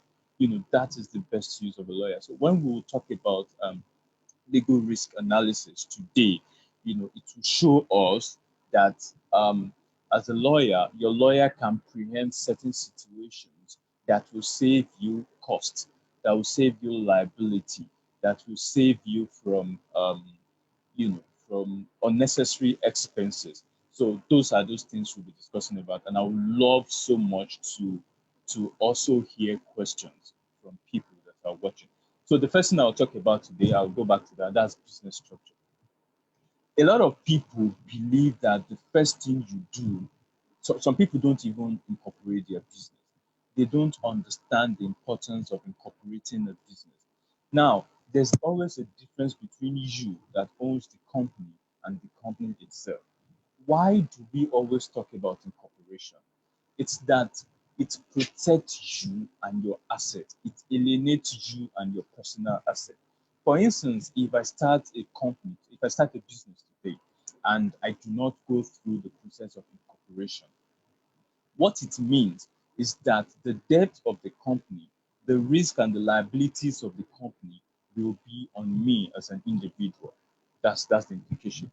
But once I incorporate my business, once I incorporate it, the company stands on its own as a separate entity on its own.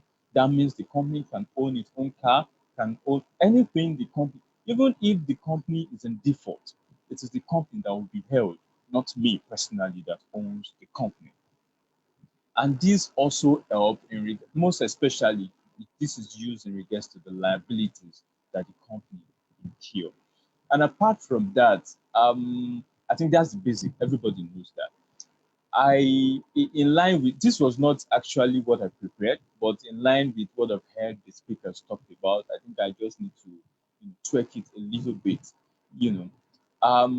One of the problems that will come often now these days that the international community is focused on Nigerian businesses and entrepreneurs is the fact that a lot of people who are investing into these Nigerian businesses will they will want to take advantages of they want to take advantage of the fact that Nigerian businessmen, startup owners, they do not have the funds.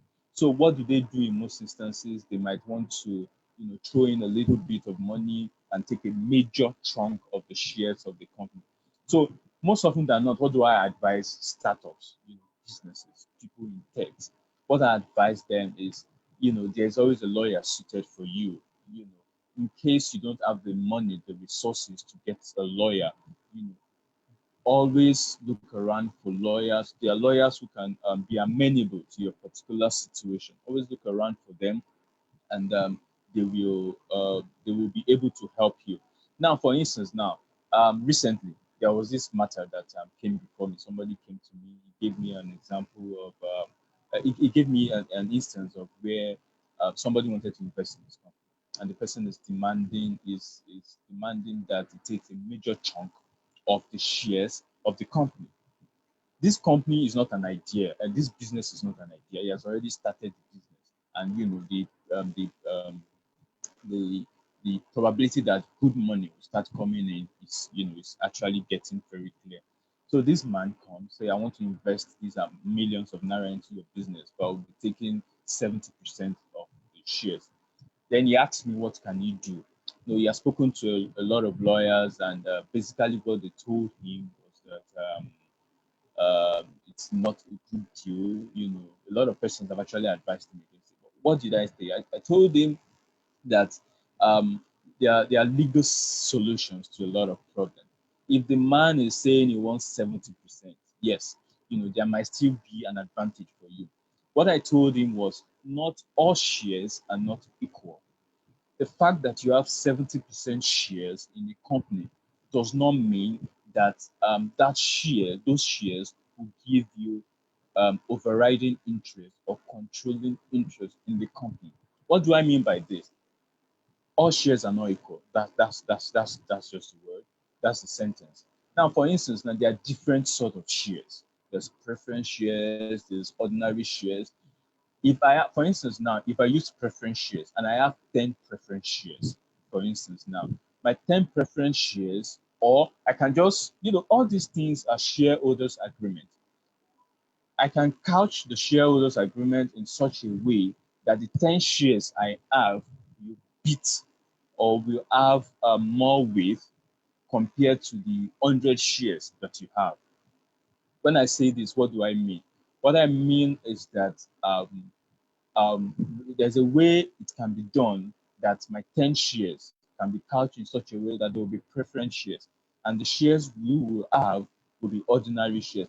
Assuming I'm not considering that you even have 100 shares, and I have, assuming I'm not considering that you have 70% shares of the company and I have 30% shares, there are ways it can be done, structured.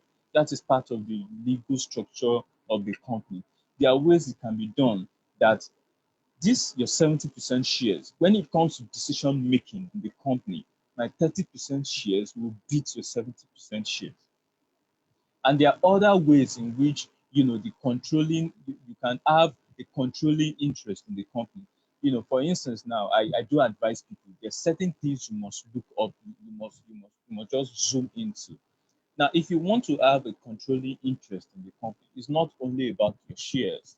No, it is about control of the board. Because, for instance, now there are a lot of situations where I think Andela, yes, Andela, when Facebook invested into Andela, then Facebook was saying that it doesn't want one of the major, I think there are two persons that started the company. Facebook opted for the second person instead of the first person, and there were a lot of uproars, when that came in. Yes, in shares in the company can give the person controlling interest, but there are other things that can give you controlling interest. You have control of your board. The board can remove the CEO. So if you have the controlling interest in the company and you don't have control of your board, the board can still remove you. Look at a good example is what happened to Steve Jobs earlier on before he made a comeback into Apple. He was removed as the CEO of the company by the board. That is to show you the power of the board. Another important thing I would like to talk about is partnership, and contracts generally. I always advise people whenever you are going into a contract, you're going into any contract as a business, some persons tell me that is it not English? Contracts are written in English, but I just laugh, because I can write a contract for you, and you will read it and you will check the dictionary meaning or check it online, and it will be fine. You think it's your interest. But the funny thing is that it will never be to your interest. Once you sign it, you will be shortchanged. There are, and this contract will be simple contract. It can even be a one-page contract. But there are ways it can be couched that, for instance, now there are ways it can be couched that it will make reference to a much more bigger document, apart from the one-page contract that you signed. And these are examples of what is obtainable. For instance, now, I was told, I read that Steve Jobs doesn't sign any contract that is more than a page. It doesn't mean that beyond that contract, other things behind it are not binding, are not subject or involved with that contract. So all these things are important. Now, for instance, now when it comes to businesses, there are other options, numerous options available to business people in business in text thereabout. For instance, this new Companies and Allied Matters Act 2020 gives a range of options for you. Previously, it was available that when people want to start their business, it will be one person that wants to start the business. But because the law says that two persons minimum should form a company, then they have to go and look for somebody else to just be on paper and just allot some shares to the person. But now it's no longer obtainable now. If only you want to start your business and want to incorporate your business as one person, it is available. You can do that now. And we have LP. We have LLP. What do I mean by LP? Limited partnership.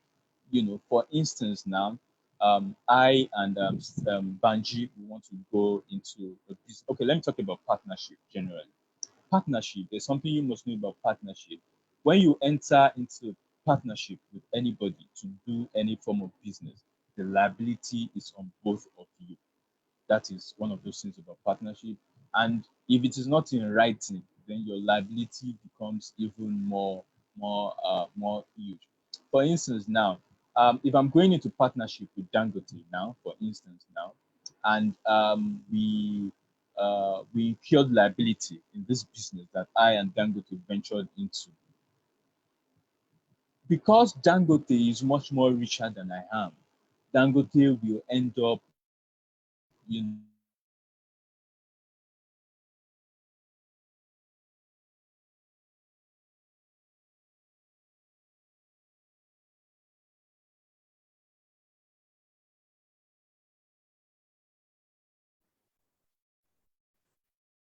Looks like we just lost touch with our internet.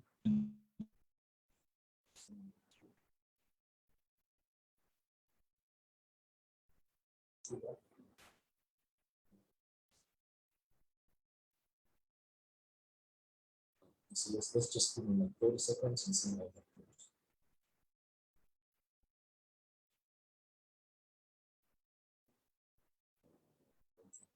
Yeah, so he's going to be back, I'm sure.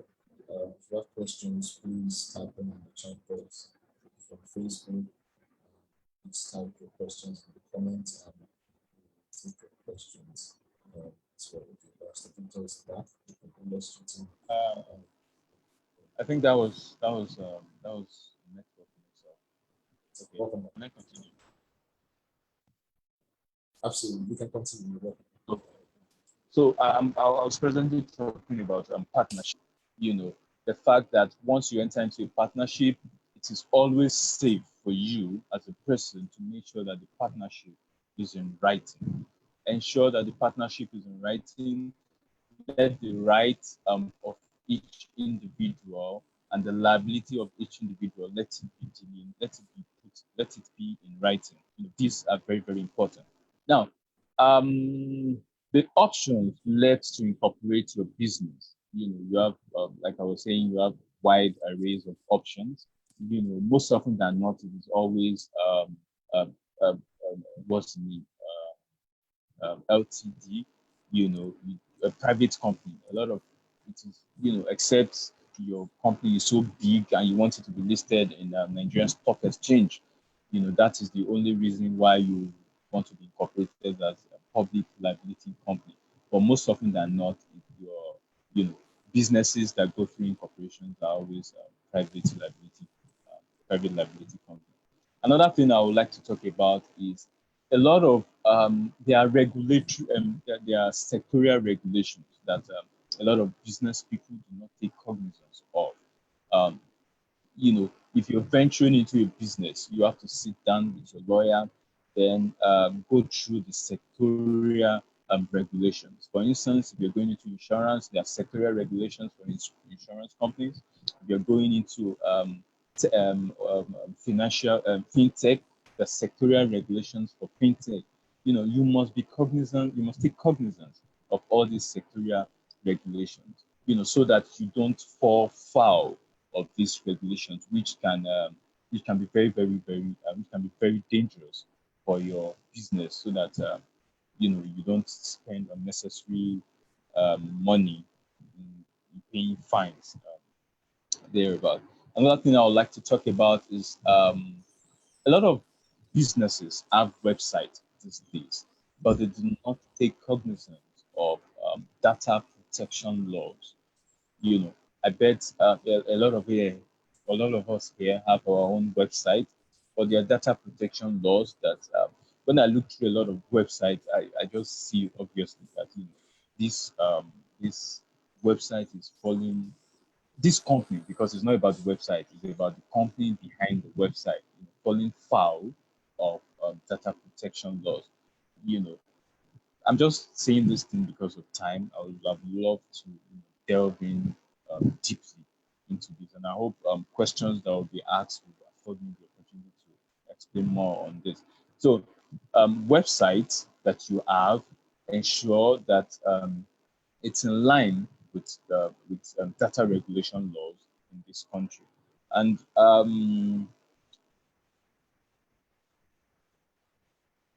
okay, so I think basically that would be all I want to talk about in regards to that. I wouldn't want to. I think last year we talked about other things that I didn't talk about today. Last year, I don't know if it would be good for me to go through them again or just going to the next one. So this is quite interesting because about 5 questions that we had here, just in the course of you talking, I've actually answered 4 of them. And that's really interesting. And this is important because one of the things we were talking about yesterday was partnerships, was engaging with other people in business and how we should do it. I'm so glad that you brought the legal perspective into this, especially when you said that all shares are not the same. And I think that this is the fear of everybody. They don't receive investments, they want to bootstrap. Even when they have ideas, they have products that are investable, that people can invest in. They just don't want their companies to be stolen away from them. And I think that's one of the things that Mark Zuckerberg got right. I'm not sure if he's the highest shareholder on Facebook, but I know that he's on top of all the decision making that goes on there. And that's really interesting. So thank you for shedding a lot of light on that. Thank you so much. So since you have actually answered most of our questions, I have just one question now. And the question is, for someone that is in business, are there checklists that you think that the person should be checking when it comes to legal, when it comes to the frameworks of business, the legal side of Please, can you say that again? Yeah, so what I'm saying now, my question is, for someone that is in business or that is going into the business, are there checklists on the legal side that you think the person should be checking? Like, have I done this? Yes. Have I done this? Yes. Have I done this? Yes. Because this sweeps a lot of businesses off the ground, especially because at some point they might be acquired by another organization. At some point they may go into partnership, and so the foundation of the foundation of their legal system is really important. So what checklist, in your opinion or in your experience, would you say every business person should check before saying, oh yes, in this legal side, you are actually doing very well? Okay. It depends on the sector in which the business is operating. That will determine the checklist that the business must observe. Now, for instance, for the basic, first, you must it's actually reasonable that you're registered, maybe as a business name or as a company. Thereabout, we already talked about the beauty of being registered as a company. And another thing is that you must, very, very importantly, you must ensure that your sectoral regulations, for instance, now, just pick one sector so that Oh, okay, so for example, someone that is in commodities, or let's say a fintech, for example, yeah, I think that's a good Okay. example because I think these guys Okay. actually they are on the edge of policy, so yeah, let's take it on. If there's fintech, there are a lot of what's the name that you must observe. For instance, I just talked about data protection laws in this country that you must observe. There are a lot of CBN regulations that you must observe in regards to you being fintech. Basically, what regulates fintech are CBN regulations. So it's not really about normal business incorporation.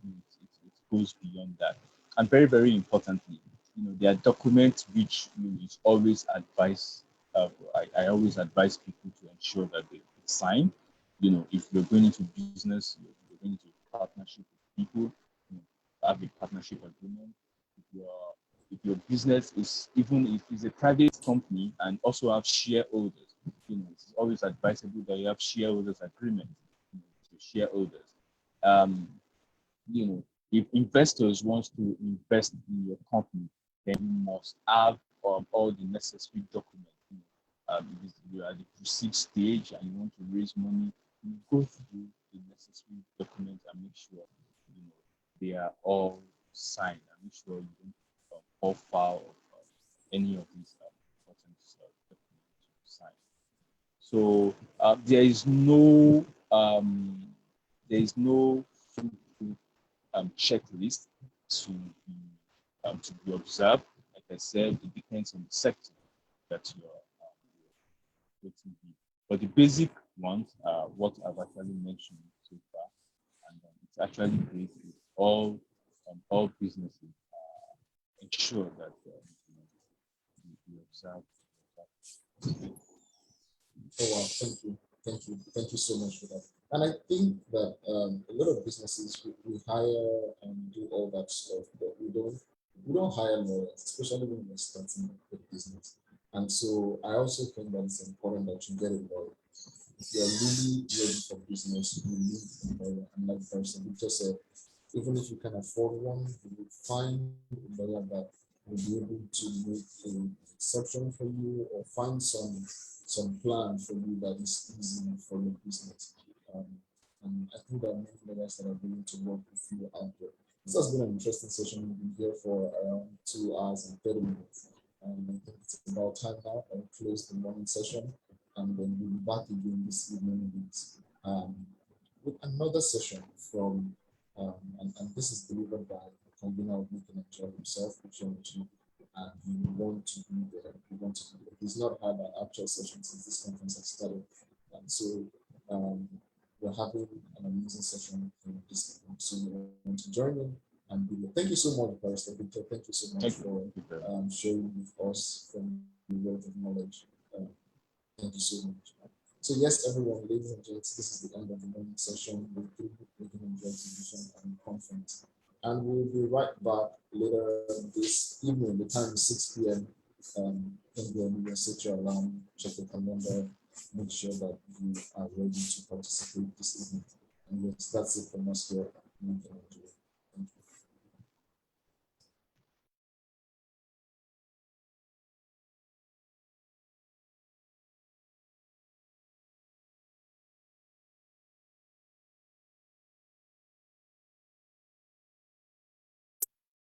Four years ago, I got into Bentley Dahusa University with a dream and a firm determination to be better. But then I quickly realized that I could be so much more. I didn't even know I had more in me. In school, I made great friends, went on memorable trips. I grew in character, met amazing people, like really amazing people.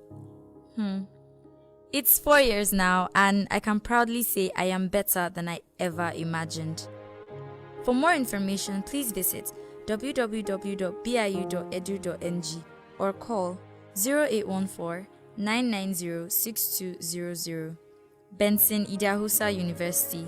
Your future starts here.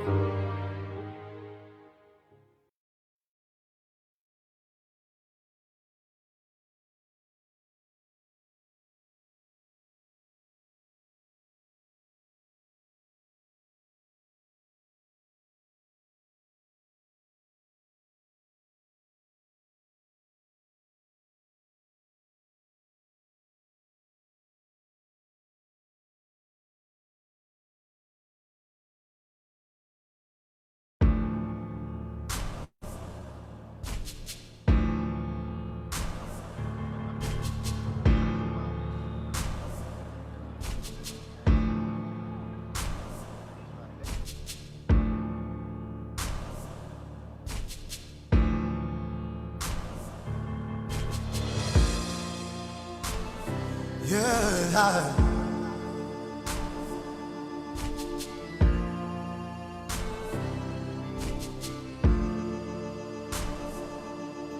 When we all contribute our quota, little drops of water makes us greater.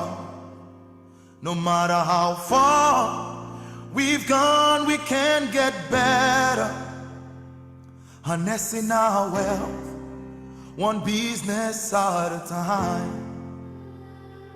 The power is ours, no one else's, we recognize it. That's why we in this conference and exhibition to ignite change, think, make and grow Nigeria. That's our call to greatness, so compatriot.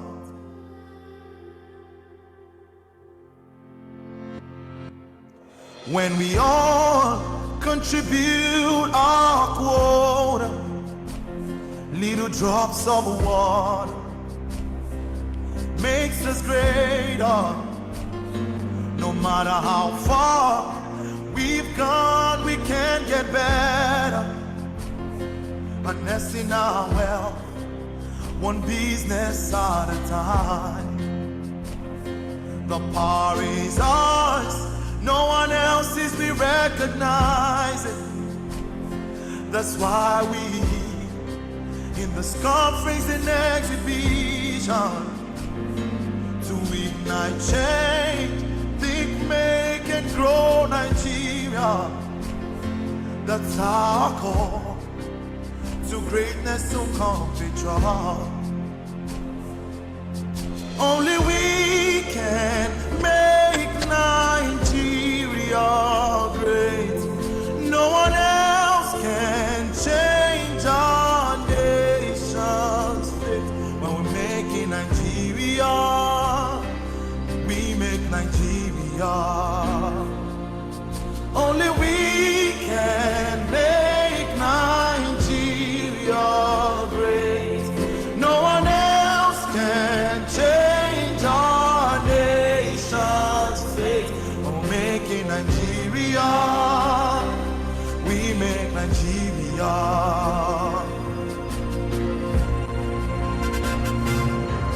Only we can make Nigeria great.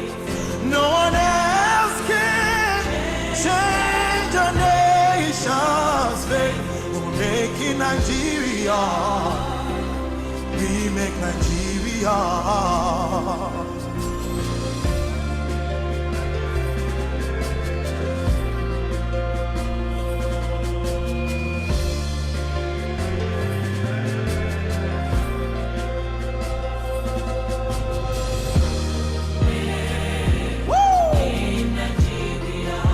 Let a giant rise again.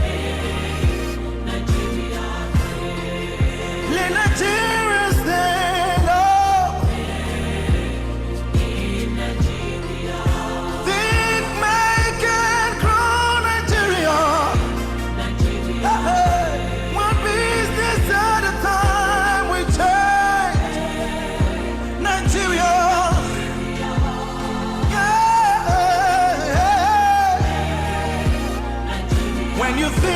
can make, you can grow. Let's make Nigeria great.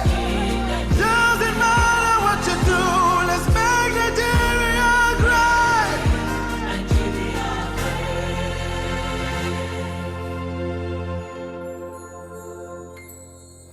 Only we can make Nigeria great. No one else can change our nation's fate. Making Nigeria, we make Nigeria